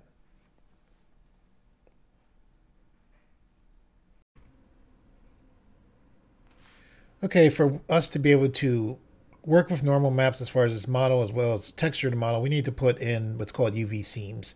UV seams are a way of laying out geometry, 3D geometry in a flat way, kind of like, I'm assuming how clothes are made. So with this model selected, we're going to go to the upper left. We're going to go to edit mode. When you're putting in UV seams, generally you want to dodge the face for the most part. I'm going to click here, hold shift, and then select right here. Right, so we're dodging the main part of the face. We're going to hold shift. Now I'm holding shift as well as the middle mouse button to pan the view. I'm going to hold control. When I hold control, I'm using something called the shortest path technique. So when I hold control, so I let go to pan like right now, then here, all I have to do is hold shift. Shortest path, like you click one point on a mesh, hold control, and then pick another point, and then Blender draws a line between the 2 points. I'm rolling the middle mouse button to zoom back, hold the middle mouse button to rotate. With those edges selected, I'm going to hold control, then press E. This brings up our edges menu. I'm then going to go and select mark seam. I'm then going to left click to deselect. Okay, I'm going to hold the middle mouse button to rotate. What I want to do now is I'm going to put a seam here. And here, hold shift. Then I'm going to hold shift here. I'm going to use the shortest path technique, hold control, then left click there. I'm going to hold control, press E, and then select mark seam. Okay, I'm going to roll the mouse wheel back. We're on edge select still, which is good. I'm going to hold Alt. Select there. I'm going to hold shift. I'm holding shift so I don't lose this selection. Holding shift so I don't lose the selection. Now I'm going to hold shift as well as Alt. So I selected that entire edge there. Now I'm going to hold Control, press E, and then select Mark Seam. Okay, now that we did that, we'll left click on nothingness to deselect. We're going to go to our upper left, go to the UV editing tab, and zoom in on the face. So what we want to do here is we'll go to face select, we'll press A to select our entire mesh.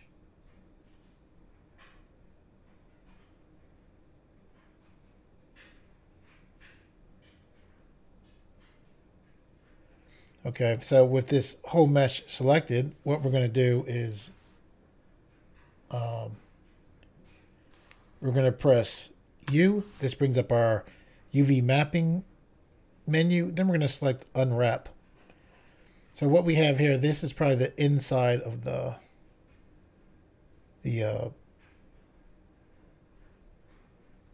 mouth there.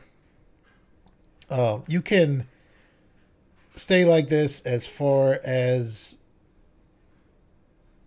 UV mapping. So you're seeing half of the face, and you're seeing half of the face because we have a mirror modifier on. I think we're going to apply the mirror modifier. So we're going to go back to object mode. We're going to go to our, looks like a wrench. Then we're going to left click on apply. We're going to go back to edit mode. We're going to press A to select everything. We're going to press U to bring up our UV mapping menu. Then we're going to left click on unwrap. The reason why I did this is I think it's easier to work on a face when the face is like this as far as texturing goes.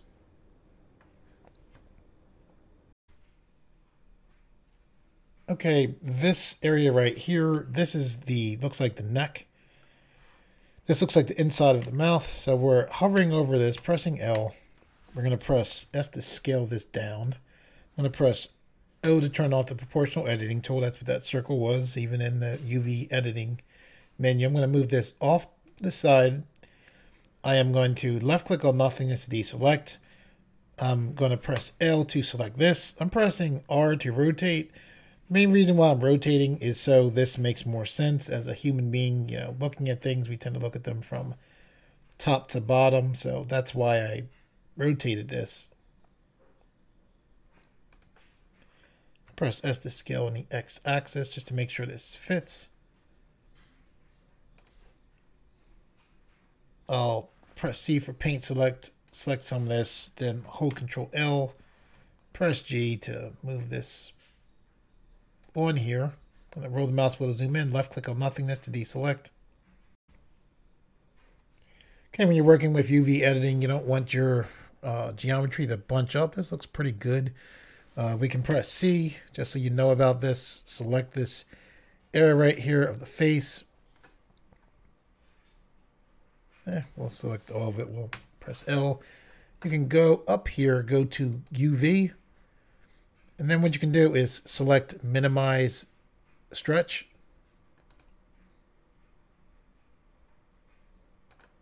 And what just happened there is the geometry just started to not bunch up so much. It just, that setting made things spread apart for the seam. Now what we need to do is go to new. We need to make an image to have this geometry be on. That we're going to use as far as our normal map, as far as our textures. So we're going to, I'm clicking in front of here, right? That 1024. That's the resolution of the picture we're about to make. I'm going to press 4. Hold shift and then press 8, which is 4 times 1024, and then press enter. And Blender did calculation there. It just did 4 times that, which is 496, which is 4K resolution. Find that normal maps work a lot better in 4K than 1024. So we'll do the same thing here. 4, hold shift, press 8, which is the multiply symbol. And then we'll press enter. Now we have 4096. We'll name this normal. Then we'll left click on OK. So now we have this much bigger picture. Okay, if this is your first time doing this, if this is your first time that you've chosen to go through making a human head and you've chosen my tutorial to do that with, thank you very much. if this is your first time, this picture, it's a black picture, right? It doesn't matter because we're going to go over this black picture. We need to save this picture. So when I first started Blender, UVs confused me because I'm like, okay, I saved Blender. This is saved now. This isn't saved. This is a picture that Blender will reference. So this picture needs to be saved aside from Blender, and then Blender will reference this picture. Okay, so how do we save this picture? We go to Image. Then we go to, I'm surprised it's not.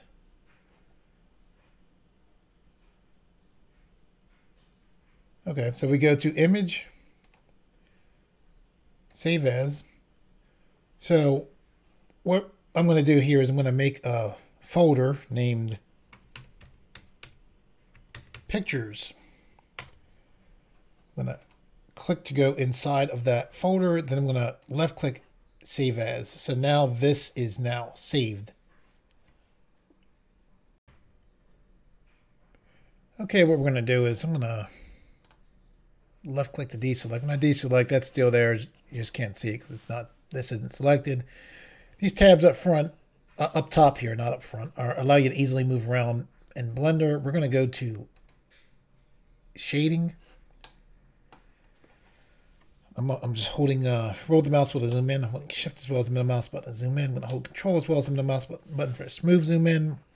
These are nodes that help you set up materials in Blender. They're going to help us set up the normal map we're about to do. Okay, these nodes are fine. We need an image texture node. So we're going to go to Image, Texture, or we went to Add Texture. Sorry, we're going to select Image Texture. We need another node. We're going to go to Add Vector. Don't be confused by this. When you click Vector, there's normal as well as normal map. You don't want normal. You want normal map. So now we have the nodes that we need to do the normal map. Okay, so now Blender should remember that we just made a normal, and it does. What I did, if you have a hard time seeing that, is there's a little window there. I clicked the arrow, and Blender knew that I made a normal map, so it took me right to that normal. You could have clicked Open and then search for your file, and then you would have the normal as well. So I'm going to left click there.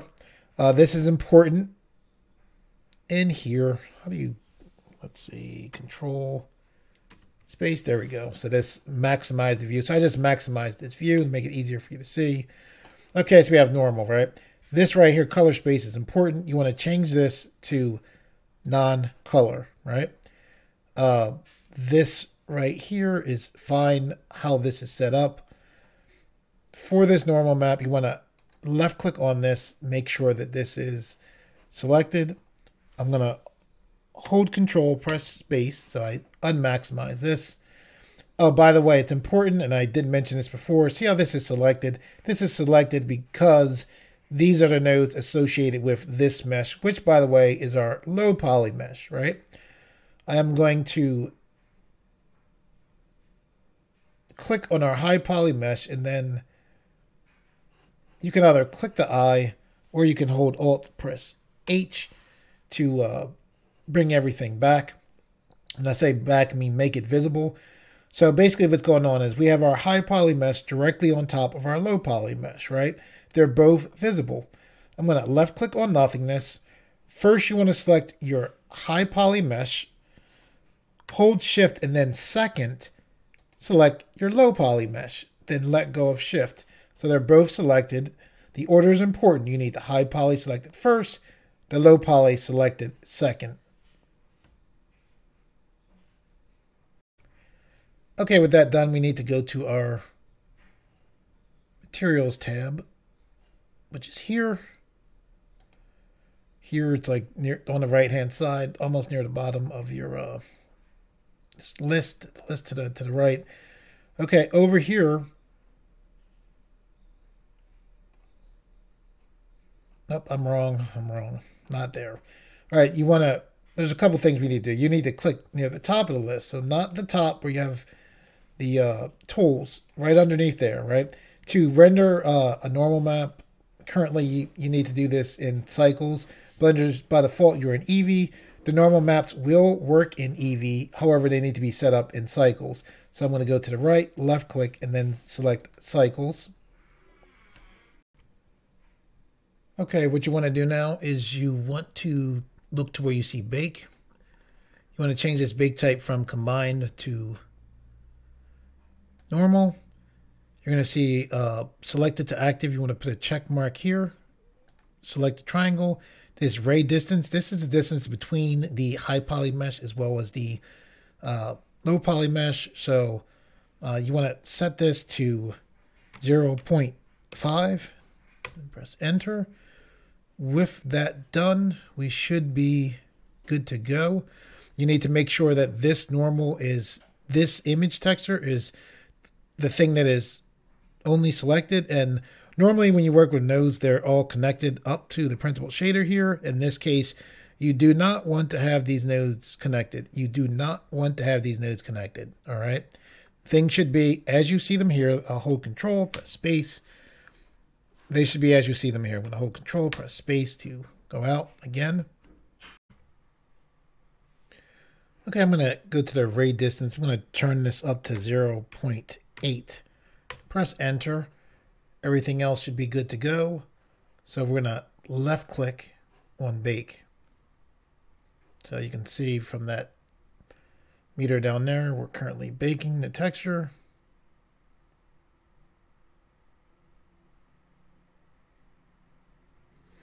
Now it's done.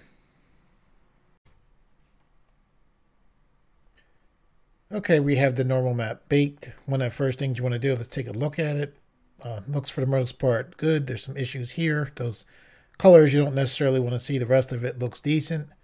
So we should be able to go to up to these 3 bars. You see this image, how there's a little star there. That means this image map is not saved. So you want to go to save as. We have our normal. This is the image before the bake. So we're going to go to the right, select plus, then select save as image. So now that normal map is saved. Okay, so what you want to do now is zoom in, go from the image texture color to color. Typically when you're selecting node, you'll go from color to color, like you'll go from the same to the same if possible. So we have normal. You're going to go from the normal, the normal map output, which is named normal, to the input normal in the principal shader. We're going to left click to go from cycles back to Eevee. We're going to go to solid view. So here's solid view. So we're going to left click on our high poly. I'm going to hold Shift D to duplicate this. I'm going to hide that one, right? The reason why I did that is because I want to take this up this high poly that I currently have selected, move this to the, whoops. I want to move this to the side so you can see.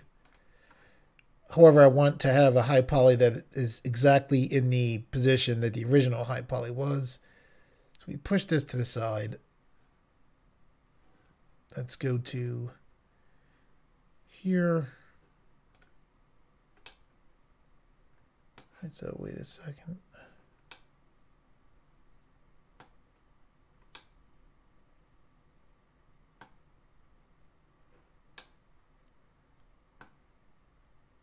Okay, so this is the high poly.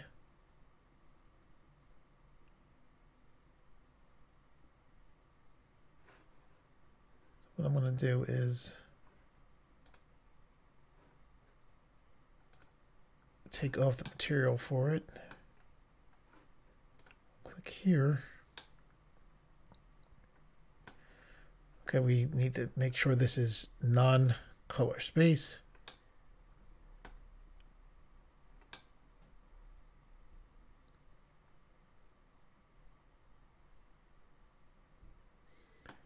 Okay, for the lips, what we can do here is go to edit mode. We'll go to vertex select, zoom in with these 2 points. We'll go to the move tool and move that up some like that. We'll go back to the upper left, go back to object mode, zoom back. Okay, so this is with the normal map on. I think it looks very similar to the high poly mesh.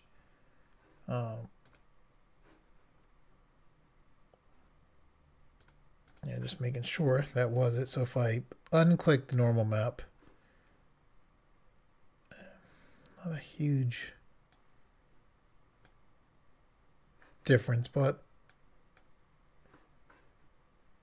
kind of hard to see with that lighting. So let's go on to texture the face, since we're in texture mode anyway. So we're going to left click here, press X to bring up our delete menu, then choose delete. We'll click back on our main mesh here. Okay, before we move on, I do want to do something else. I want to bake a normal map, not normal, sorry, ambient occlusion map. So to do that, we do need to be in cycles, just like with the normal map. So I'm going to left click here, go back to cycles. I'll hover here, hold control, press space. So you can see what's going on. I'm going to click the triangle here to minimize that. I'll roll the mouse wheel back. Click the triangle there to minimize that. I'll hold control space to go back to this screen. We'll go back to the UV editing screen. What we're going to do here is we're going to go to image, select new, and then we're going to select ambient occlusion. We can leave this at the default settings. This doesn't require a lot of detail to look good. So we'll left click on OK. Okay, I'm going to roll the mouse wheel to zoom in. So we just need this picture, which is blank. That's fine. So we're going to go to image, select save as, and then select save as image. Make sure you know where that went to. With that done, we'll go back to shading. We'll go to add, texture, image texture. So I'll hold control, press space. You can see this. This is what this is here. So I'm going to click open, go to pictures, select ambient occlusion, and then select open image. Okay, to do this, we still have that high poly head that we had duplicated. We're going to bring that back, select that first, hold shift, and then select the low poly second. Where we see bake, we're going to go to bake type. We're going to click this arrow. We're going to go to ambient occlusion.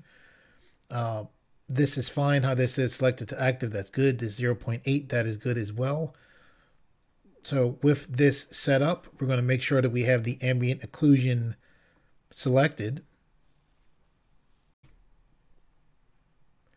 Okay, with all that done and us being in cycles, we're going to select bake. We can see the meter down there that the ambient occlusion is baking.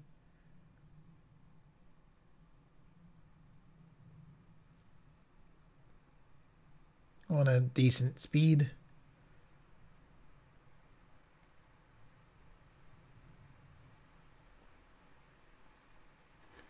Okay, so here's the ambient occlusion. We're going to go to these bars here, go to image, select save as, and then select save as image.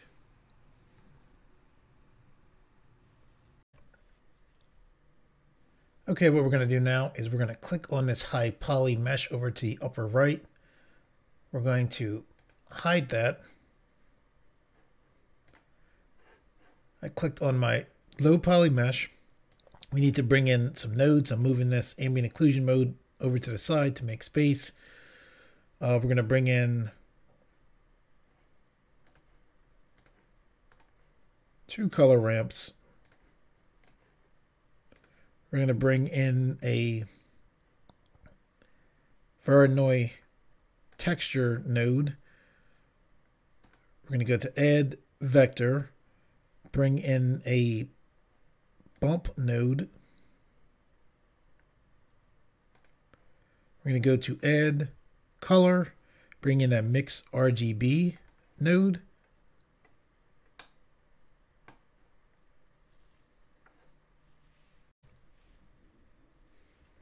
Okay, let's set up the ambient occlusion. So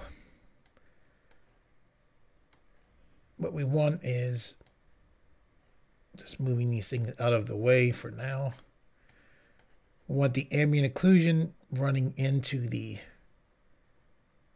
color ramp, running into the base color.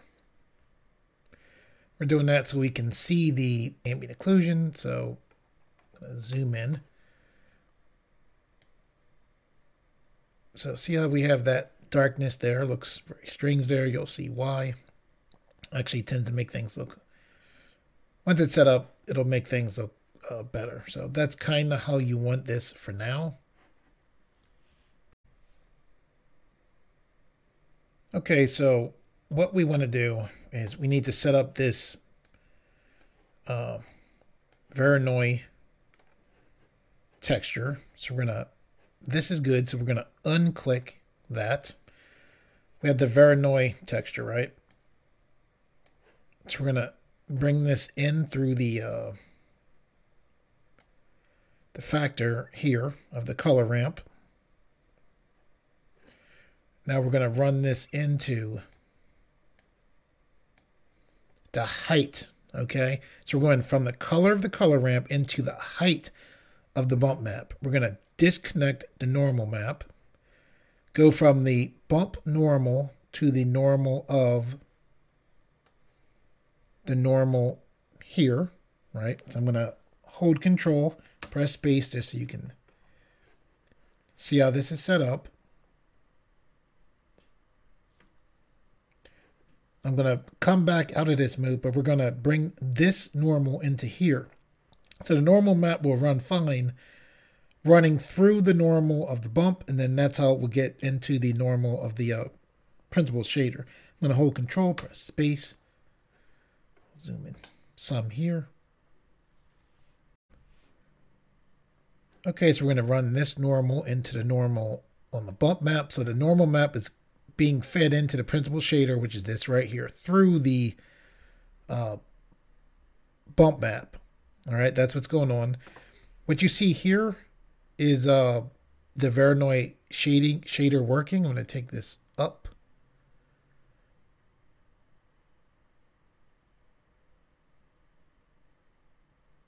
So you see like these would be bumps, but they're going in instead of out. We want these bumps to come out. So I'm going to take the house of the color ramp and then switch that with the white house.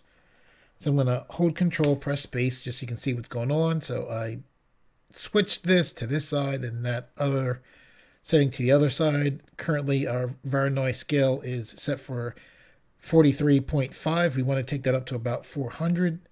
You can see how the normal texture is going into the normal map, into the normal here, which is going into the principal shader. I'm going to hold control, press space to go back into this view that we see here. Okay, try to remember what I tell you here. See this right here? We're still working on this. A lot of times when you're dealing with things like skin, working with skin or clothing, right? Because at first I didn't understand this as far as working with shaders, which are these things here, or the nodes. I guess these are nodes, but you work with nodes to bring up shaders. Anyway, a lot of times what happened is the nodes will set up the depressions, so to say, of the material, not the color. So sometimes you can think, like I thought, I was like, look, you're trying to get a color that looks like it's going in. No, sometimes you can have the 3D-ness of something coming out like what we're about to do with the skin here, and just be concerned about setting the nodes up for that. And the colors are separate from that. So if you can understand that, so you set up the 3D-ness of something, like when you look very closely at the fibers of clothing, or if you look very closely at skin and see the bumps. Right now we're setting up the 3D-ness, not being concerned for the most part about the color, just the 3D-ness. And then once we put the colors on, the 3D-ness takes care of a lot of the detail that you see. Hopefully that makes sense. I had just combined them in my mind when I was first learning how to do this. And generally, you work with them separately. It's wise to work with them separately. So anyway, with that being said, so here's the bumps in the skin, the 3D-ness of the skin. We're going to take this Voronoi texture up to about 400. So what's going on here is we're making basically the bumps of human skin. One of the things with CG is the smoothness of it. So what we're doing is we're basically dealing, I'll zoom in so you can see what's going on. We're dealing with the smoothness of the skin. Taking away that smoothness of the skin. Now when we look here, this is too much. So now we look at the bump, right? For the bump, this strength is set for 1. Think of 1 as being 100. We're going to select here and set this to 0.1 and then press enter. So it's a little difficult to see that now there is this bumpiness to the skin here. Okay, so now we have this bumpiness to the skin. So now we go to work on a color. So we take this color mix, we plug this into the base color. And then now we take our ambient occlusion, we plug this into the first color of this mix shader here.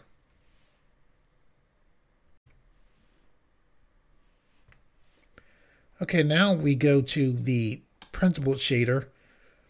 We have this subsurface setting. We want to take this up. And what this does is this makes our skin look more realistic. We get most of the skin color from here.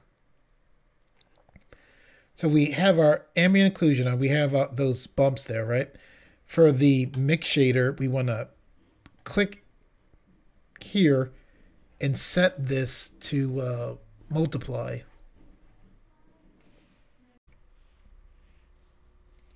Okay, now we have the ambient occlusion plugged in. We have the roughness of the skin. However, skin doesn't tend to be this even as far as color, so we can take the same Voronoi texture that we use to get the roughness. We'll bring a second output out of this color into the color 2 of the mix node. And what we can do is with this factor, we can control how much of this comes in. Now you don't see a change there because we can take this down some. And when we bring this down, now we can see the ambient occlusion here. When we take this White House up, the ambient occlusion will fade out some. We can also adjust things here like this. So we can use the different settings to control how much is coming through. So if I take this factor all the way up there, you can see, you know, that imperfection of the skin, which is we want, but that's too much. So about there is good. We also can control this by bringing this all the way up. We see almost nothing coming through. By bringing this down, we can see some of the ambient occlusion as well as some of that skin imperfection there. So we want to take these two things to control what's going on here.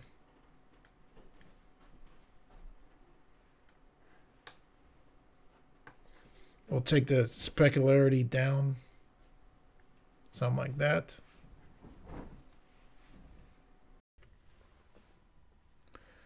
Okay, I'm going to the color ramp node, I'm going to take the ambient occlusion house up. We have these streaks here that I don't like, as well as right there. Okay, I want to increase the ambient occlusion. I'm going to take the house to the left and move this up. However, when I do that, you can see these streaks here that I don't like. We can deal with that fairly easily. I'm going to hold the middle mouse button to pan here. We're going to click on our ambient occlusion map. Because we're selected on here, we can go to the upper part of the screen and then go to texture paint. Here we are in texture paint. We can see the ambient occlusion on our character here. We're on solid view. If we look to the right and then select, this is solid view. We look to the right, this is look div. When I click this, we'll be able to see all the maps on our character like that. I'm going to click back to solid view. Here in solid view, we're going to look to these brushes we have here. The main brush we're going to use is the clone brush. We're going to left click on this. I have my area of paint here. I'm going to press F and then push my mouse in, which lets me shrink this area. The clone brush allows me to take the color right from where my mouse is. I'm not doing anything yet. I'm just explaining it to you. Right from this area. Once I press Control, which I didn't do yet, Blender is going to basically look here and then let me paint the color that's there, right? So now I'm about to do it. Now I'm holding Control. I left clicked. Now I'm letting go of Control. So now I have Blender looking at this area here. So I'm going to take that color and paint over this area here. And it's good to release your mouse, hold your mouse, and then release it, because Blender will actually like pull from this area here. So by releasing, clicking the mouse, and releasing, you kind of like go right back to that. So I'm going for this area here, but I don't want to go in any areas where I want the darkness to be there, right? I'm going to hold the middle mouse button. There's another streak here. I'm going to hold Control, left click. I just let go of Control, right? So now I'm going to use this area here to paint here. I'm going to hold the middle mouse button, hold Control. Same thing there. There's that streak there. All right, so now there's like streaks in the eyes here, right? I'm going to go to the smear brush, because I want this area to be dark, so I don't want to paint over this with gray like the gray that we were using. So I'm just smearing this here. So it should remove the line, it being the smear brush, but not get rid of the darkness that I do want from ambient occlusion. I can see this here. So I'm going to go back to the clone brush. I held Control, let go. Just working some more on those streaks. I'm going to hold Shift as well as the middle mouse button. I'm going to go to shading. Hold Shift as well as the middle mouse button to pan. I like how this looks. I'm going to go back to texture paint. This is important. See where it says image, it being Blender, and there's a little asterisk symbol there. If we don't save this, we will lose the changes we just did. You need to save the changes, which are painted on this picture here, this map. So I'm going to go to image, image, save as. There's the picture. Then I'm going to select save as image. So now those changes are saved. If you do not save, when you close Blender and then reopen Blender, you'll lose those changes. So with that done, we're going to go back to shading.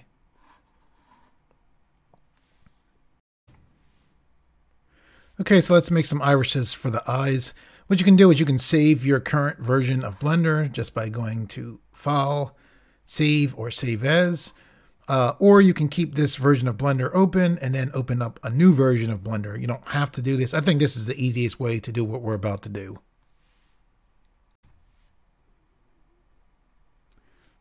Okay, so here is another version of Blender open, right? And just so you can see, the other versions right there, I just have two versions of Blender opened up. The technique I'm going to show you is by one of my, well, actually my most favorite human being on this planet, who's my wife, Susan Arango. This is her technique. If you want to learn more about doing this technique, I recommend you go to my wife, Susan Arango's YouTube channel, and watch her video on making a realistic eye in Blender. Okay, you want to make sure your cube is selected. You're going to press X to bring up your delete menu, then choose delete. You're going to hold shift, press A. You want to go to mesh circle. We're not making a curved circle. We're making a mesh circle. So with mesh selected on and going over towards circle, you're going to left click on circle. Once you do this, to the bottom left, you're going to see a box pop up that says add circle. There's going to be a triangle on it. Click the triangle. Where you see vertices, you'll see 32. Select that. Change this to 100. You'll see the field type, which says nothing. You're going to click the triangle. You're going to select triangle fan. Once I left click, which I haven't done yet, this menu will disappear. Be aware of that. So I'm going to left click. I'm going to zoom in, hold my middle mouse button to rotate the view. We're looking from like a top down view now. I'm going to left click on our, what's going to be our iris. You might say, why are we making an iris instead of just grabbing it from somewhere? Well, I think it's very cool that we can make an iris in Blender, so we're going to go through this. Okay, so make sure you have your circle selected. Go to your upper left, select edit mode. Here in edit mode, I'm going to go to face select with the mesh selected. I'm going to right click and then select subdivide. Once I did that, I'm going to look to the left. You should be able to see a menu that says subdivide. For the number of cuts, you want to take this up to 3. You're also going to see something that says fractile. This is very important. You're going to take this fractile up to about around 8.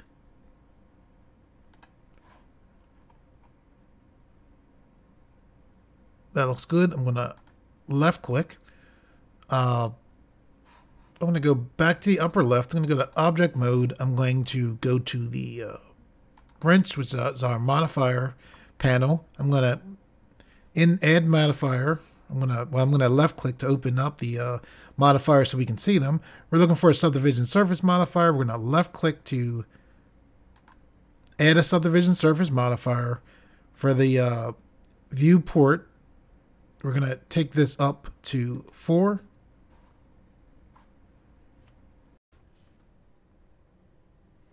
Okay, what we're going to do now is go to the upper left-hand corner. We're going to go to View.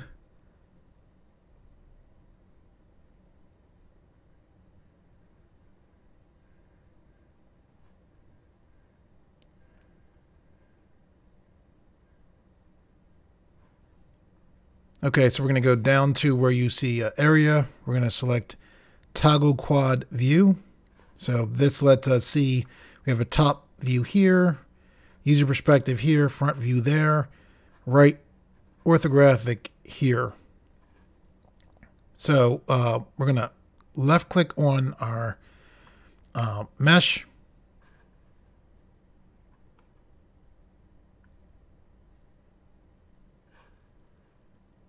I'm going to go to the upper left and go to edit view. I'm going to zoom in here on the user perspective view. I'm going to go to, I'll keep it on face select. I'll press C for paint select. So I'm right over this user perspective view with paint select on.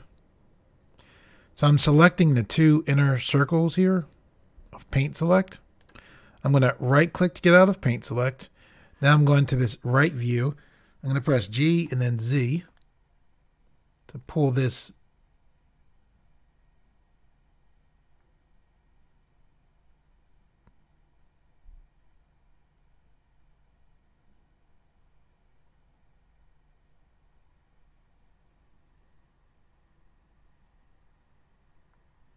trying to think right now. I'm going to right click. I think I just want the inner part. I'm going to press C to deselect here. Trying to remember my wife's tutorial.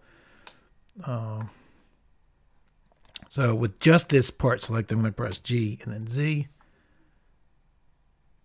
As I believe that is correct. I'm going to bring this down about here. I'm going to press S to scale on the Z axis 0 to flatten that area out. I'm going to go to here I'm going to right click. I'm going to select subdivide. I'm going to take that up to the number of cuts up to 2.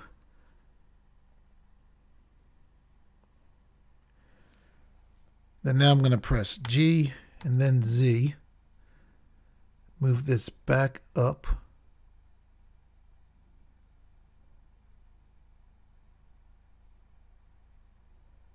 Almost to the top.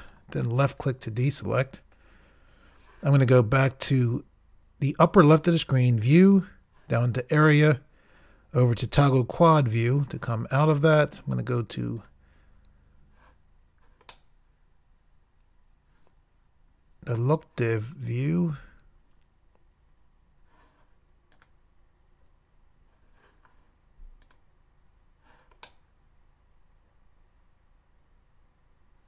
Just taking a look at what I have here. I'm going to go back to object mode. And we can see this better here.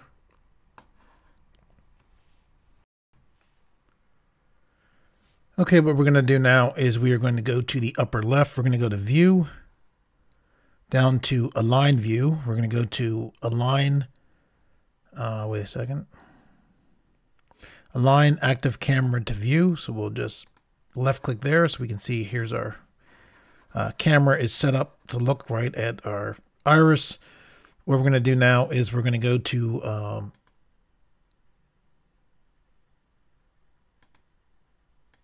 we're looking towards our right.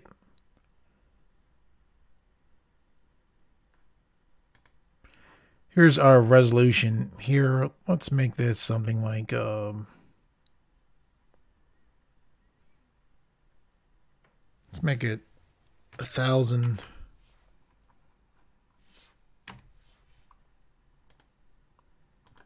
by 1000. Makes sense to have it be square since we're, you know, we want to have this filling up most of the camera. Okay, so what we're going to do now is we are going to go to the second button in this menu here. We're going to look to where we see film. Here's film here. This is on the right side of the screen. We're going to click the arrow where we see transparent. We're going to put a check mark next to transparent. And that's for, we don't want to have anything here. We want to see nothing as far as, yeah, this. We want to see just this.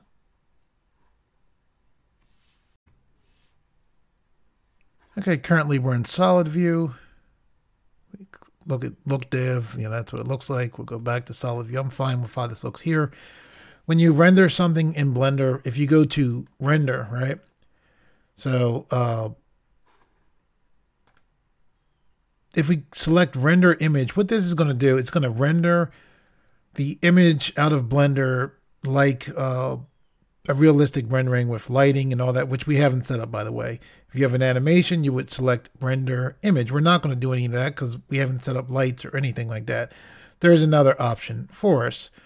And what that option is instead of going to render, we can select view.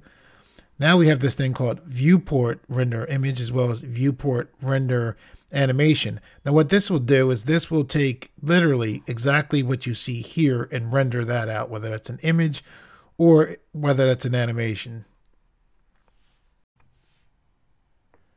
Okay, so what we want to do is right to the upper right hand side, we have this thing that says show overlays. We want to left click that so we have no overlays shown. What's in the camera is what's going to be rendered. So we're going to go to view and then view render, viewport render image. We're going to left click and there is our image right there. We're going to go to the upper left, select image, save as, and then you want to make sure you know where this is going. So this is being saved as a PNG.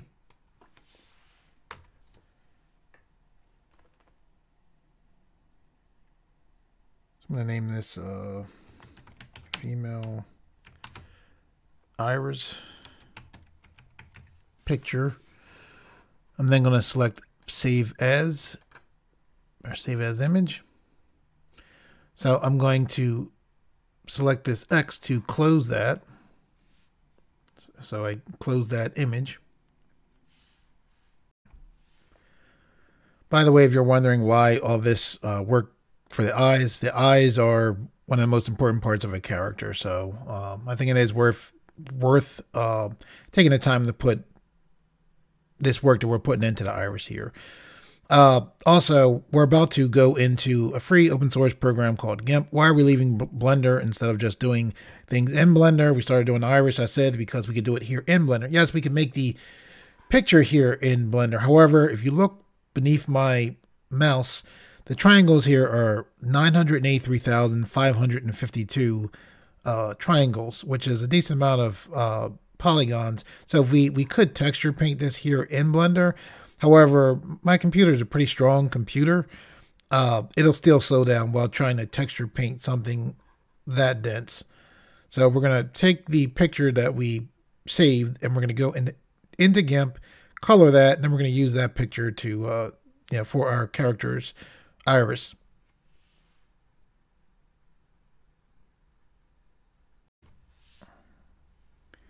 Okay, here we are in GIMP. GIMP is a free image manipulation software. It's very good. What is my authority in saying that it's good? I have taught the Adobe Master Suite professionally. I've taught Photoshop, along with that Master Suite professionally.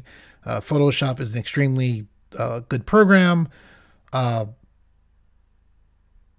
GIMP is excellent. It's not as good as Photoshop. It is excellent.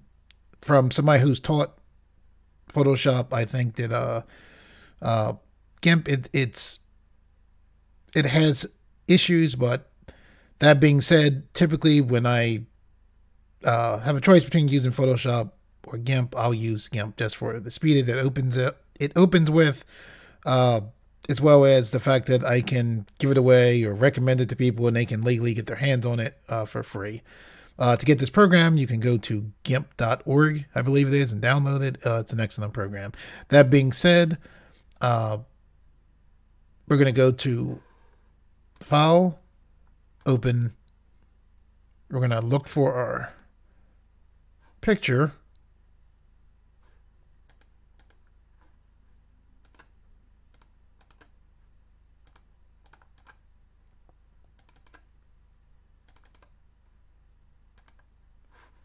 Then you're going to open that picture up.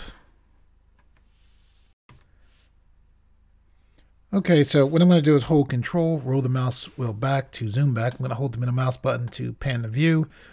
I am going to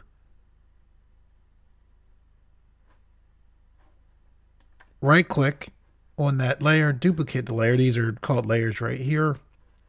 I tend to make a backup. I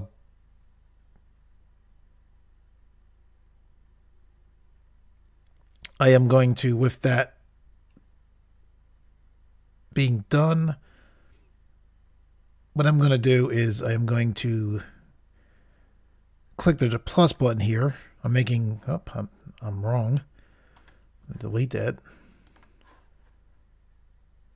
Okay, there we go. So it's not sure what that is. Right here, there's a button. If you hover over, you can see what you're doing. I'm going to, and this is, I guess you would say, one of the issues with GIMP.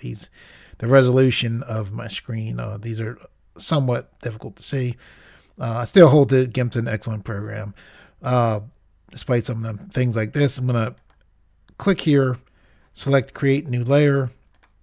So I have this blank layer here, right? So what I am going to do is I'm going to left click on this layer here, select the fuzzy select. I'm going to click on nothingness here. I'm going to hold Control, press I. I inverted the selection. I selected nothing here, selected all of this, then I inverted that by pressing Control I. So now I can only paint on this circle here. I'm going to go to Layer here, and now here I'm going to go to the paint bucket. I'm going to go to, you can pick your colors here. I'm going to click here. I'm going to pick a color here. select OK. I'm going to hold Control. I can fill this area by pressing Control and comma as a shortcut. I can also use the paint bucket. So I use the paint bucket there, right? You can say, oh, you covered up the eye, right? I'm going to click on the move tool. So with this layer here, currently the mode is set for normal. There's different, we can choose these different settings to make the color come through. Let's try hard light. That looks decent. Then what we can do is actually lower down the opacity of the layer. I think I'm going to try soft light. I like soft light better. So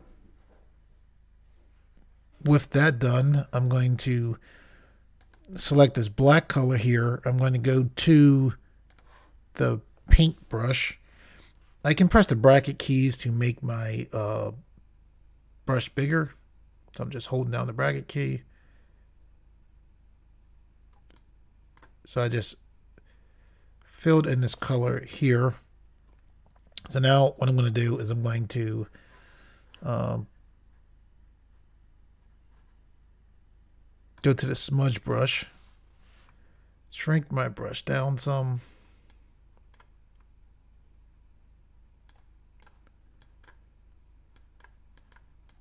Just kind of push this out to the side, something like that.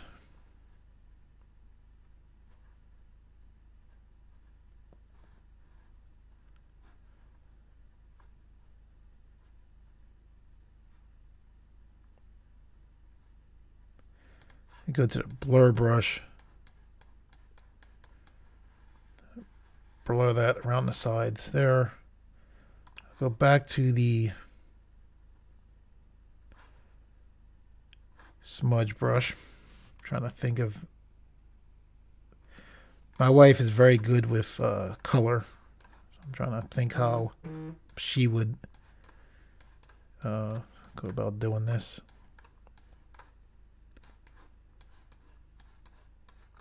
I think she would probably do this just in a much better way. I'm going to go to the blur tool, these edges here.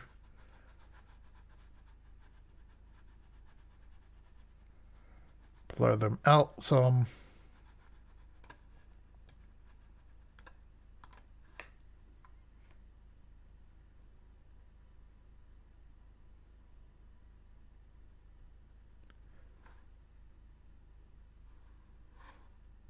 I'm going to make another layer.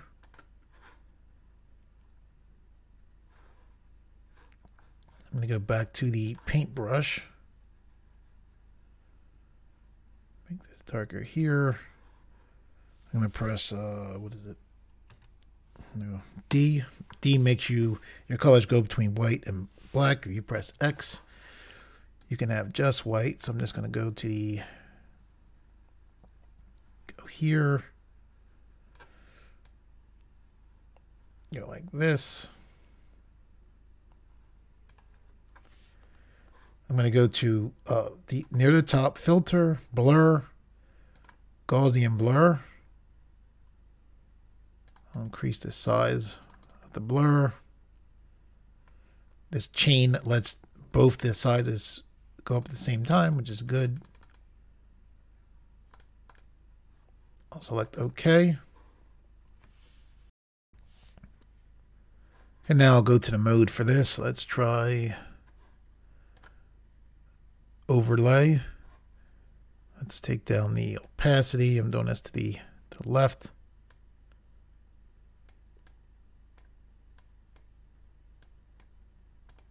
I'm losing that. However, I like how that looks there. I'll make another layer. I can select here, over to the left, or press X. Go back to the paintbrush. I'll select the center and here again. I'll go to Filter, Blur, Gaussian Blur. Take this up like this. Select OK. Okay, in between edits, I took this black and moved this slightly more towards the center. What you want to do now is go to the layers on your right, go to Layer, New from Visible, that joined all of these layers together. I'm going to hide these layers. Now I'm going to right click, select Duplicate, just so I can go back to this layer in case what I do here in case I don't like how it looks. I'm going to hide that layer. I'm going to go to Colors, Curves. This pops up. I'm going to put 2 dots here. Take 1 dot down. 1 dot. I'll adjust it. I'm going to select OK. I'm going to make another layer. My wife has this ring around the outside of her eye that I'm thinking I'm going to add, similar feature to this eye. So I'm going to go to, actually, let me go to the fuzzy brush, select nothingness, hold Control, press I. So I still have that selection. So this, I can only paint inside of here. That's why I did that. So with this brush here now, I'm just making this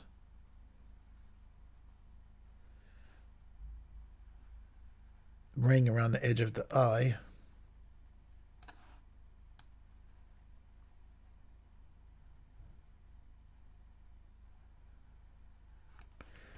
So I'll go to Filters, Blur, Gaussian Blur.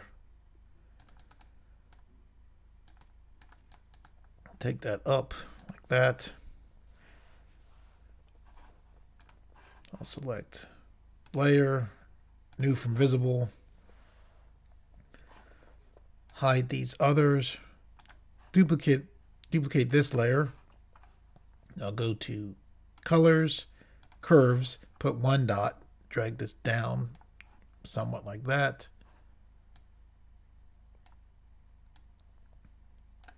I'll put another dot and move that up.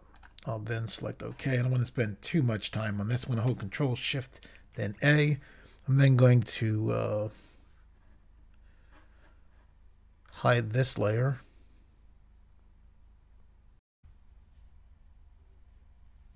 You could always change this to how you you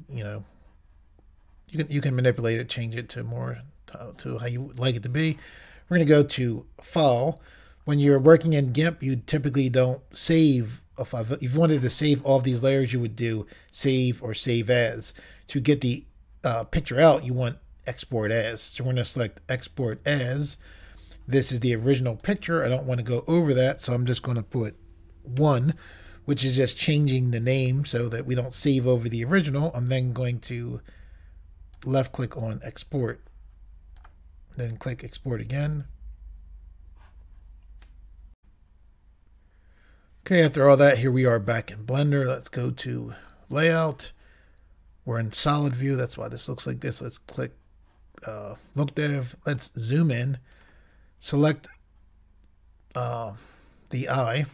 The eye has a mirror modifier on it, so selecting one eye is basically both eyes.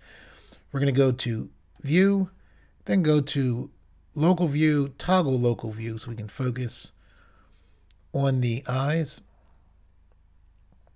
We're going to go to Edit Mode. We're going to zoom in. Here in Edit Mode, we're going to go to Edge Select. We're going to actually, let's see. I'm going to go to, let's go to UV Editing. Let's go out of Edit Mode to Object Mode.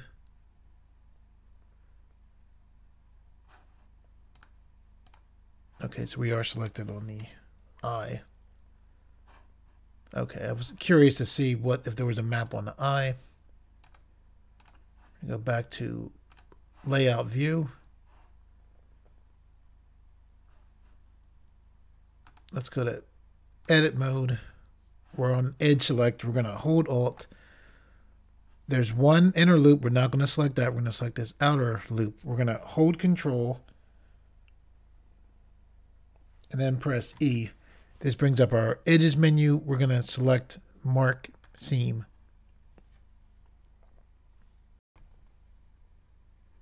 Okay, we're going to hold the mouse button to rotate. We're looking for the center of the eye. We're going to hold Alt, then left click because we were holding, I let go of Alt. Because we were holding Alt, we selected the loop going all the way around. We're going to hold Control, press E, and then select Mark Seam. So with that done, we're going to go to UV editing. We have the ambient occlusion. We can select X to get rid of that. We can go to view, local view, inside of this view as well. We'll go to face select. We're going to press A. And then with the entire eye selected, we're going to press U. This brings up our unwrapping menu. We're then going to select unwrap. So here is the main parts of the eye. We're going to,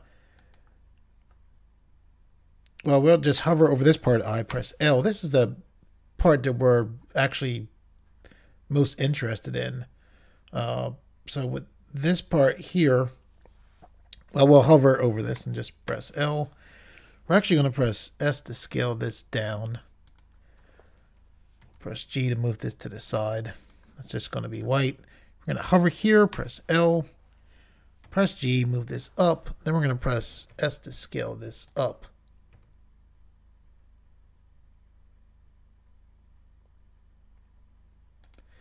This is, centered on what we did that worked for as far as the iris is concerned. Okay, so what we want to do here is select open. We're going to go to pictures. We're going to select that the one we worked on in GIMP. If we want to see the pictures here, we can go to the upper left. We see a button that looks like 4 squares. We'll click that and we can see here's what we worked on. We're going to select open image. So now here is the image here. We'll actually, for now, we'll left click to deselect. We'll hover here, press L. We'll press G to temporarily move these off. We'll left click on nothingness to deselect. We'll hover here, press L, press G. Then we're going to press S to scale this up. We're just trying to cover over that eye. I'm pressing G to move. Now I'm going to hover here, press L, hover here, press L, press S to scale. We'll press G.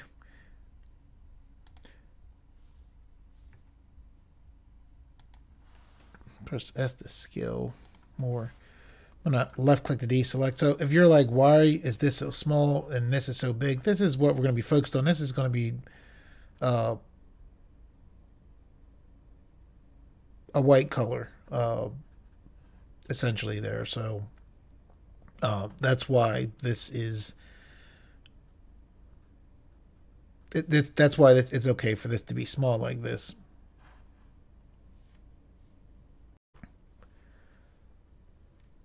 Okay, so I'm looking at this here. This looks kind of big. Let's go back to GIMP.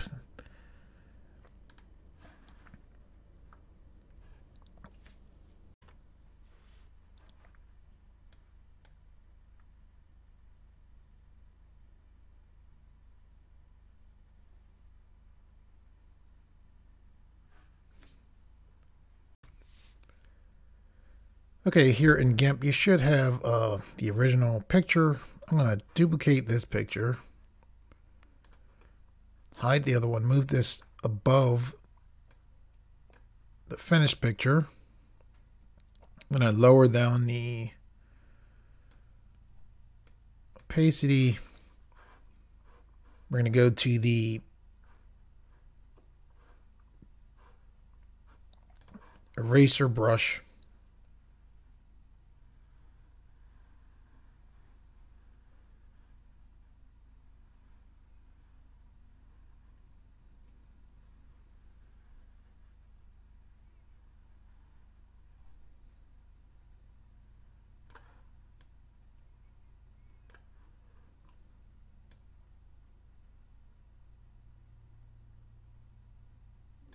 And I just use the erase brush to erase right in the center there.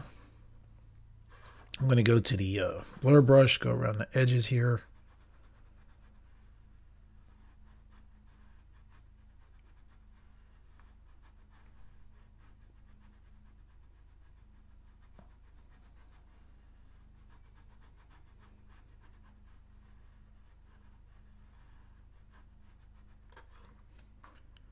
See if we can change hard light blending mode. Actually, it looks kind of cool. Let's take the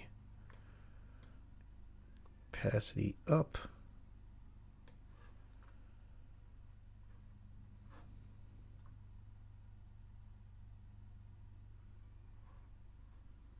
Let's try soft light. Nope.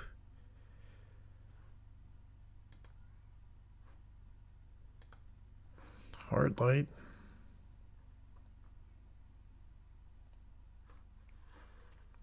I'm gonna smudge. Okay, it's not, the smudge is not going to work. I'm gonna make a new layer.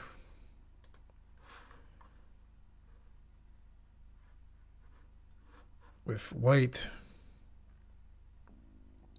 Shrink down the brush.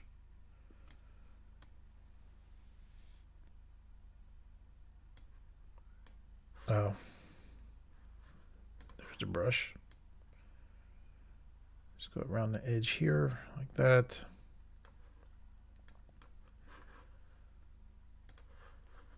Go filter, blur, Gaussian blur.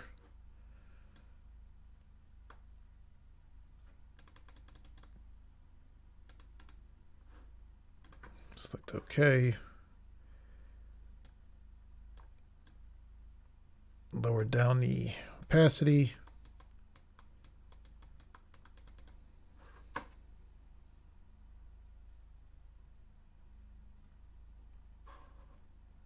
Let's try overlay.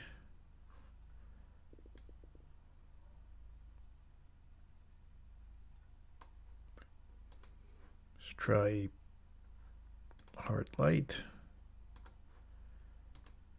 soft light, hard light,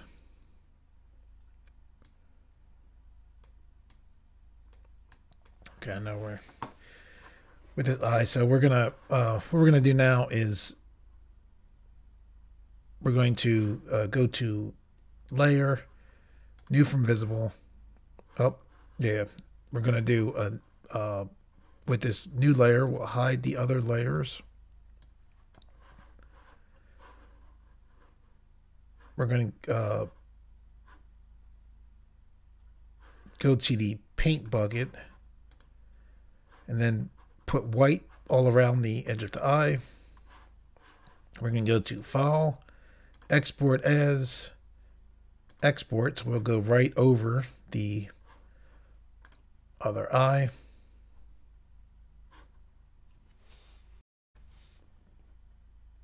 Okay, here we are back in Blender.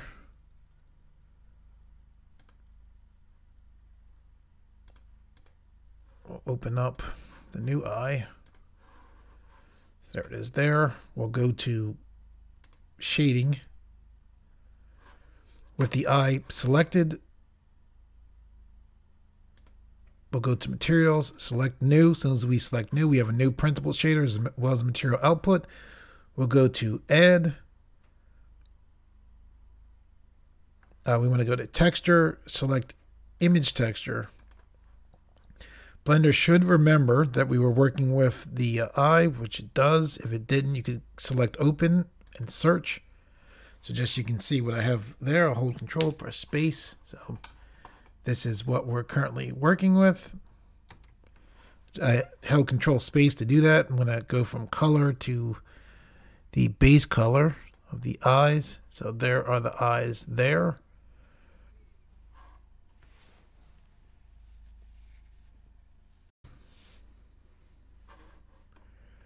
Okay, looks like the white is more prominent than I would have liked. We can change that. If we choose, what we're going to go for here is we're going to take the specular up. For the eyes, we'll take the roughness down.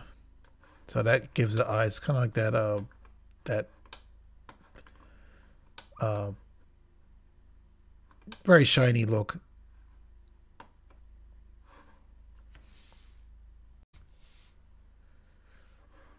Okay, let's zoom into the eyes. Yeah, that white's prominent. So what we can do is let's go very quickly back.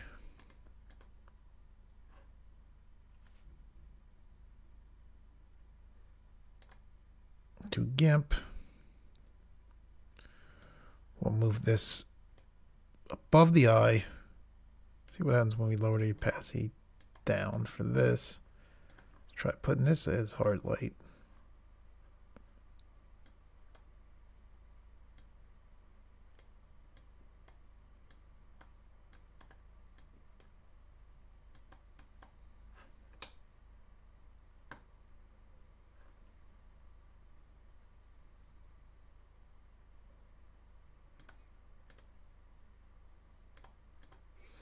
Okay, we'll do layer, new from visible, colors, curves.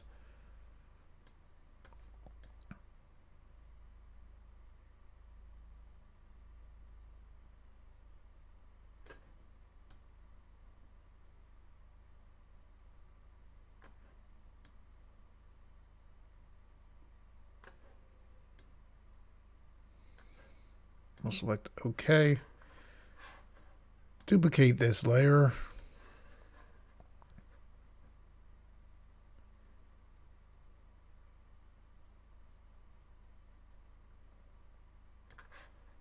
I'm going to hold Shift D.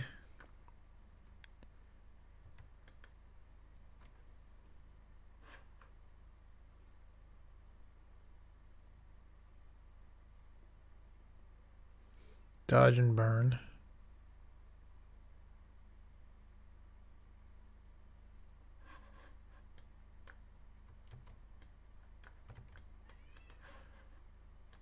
Don't like that. That's why it's good to have the duplicate. I'll delete that layer, duplicate this layer. Try again. Okay, what I'm going to do is go to the dodge and burn brush. If I scroll down, you can see type dodge makes things brighter, burn makes things darker. If you hold control, you can switch between the two. I am going to shrink my brush down fairly small.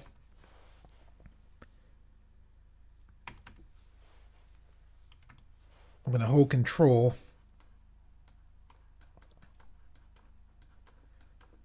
Just come out from the center here.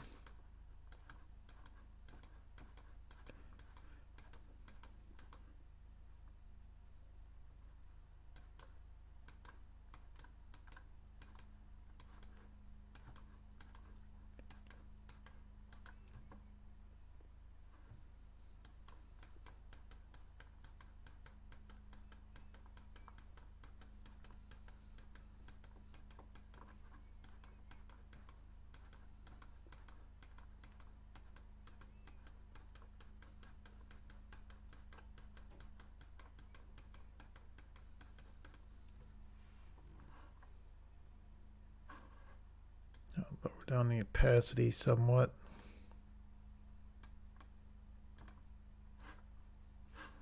I'm going to go to File, Export As, Export, replace over the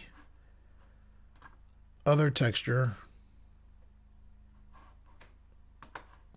We'll go back to Blender.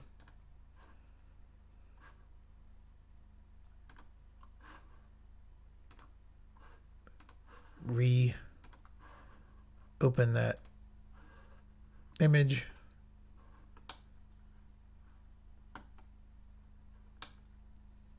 Okay.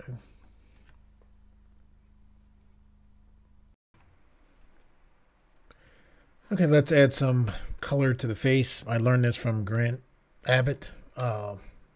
Very nice technique he has about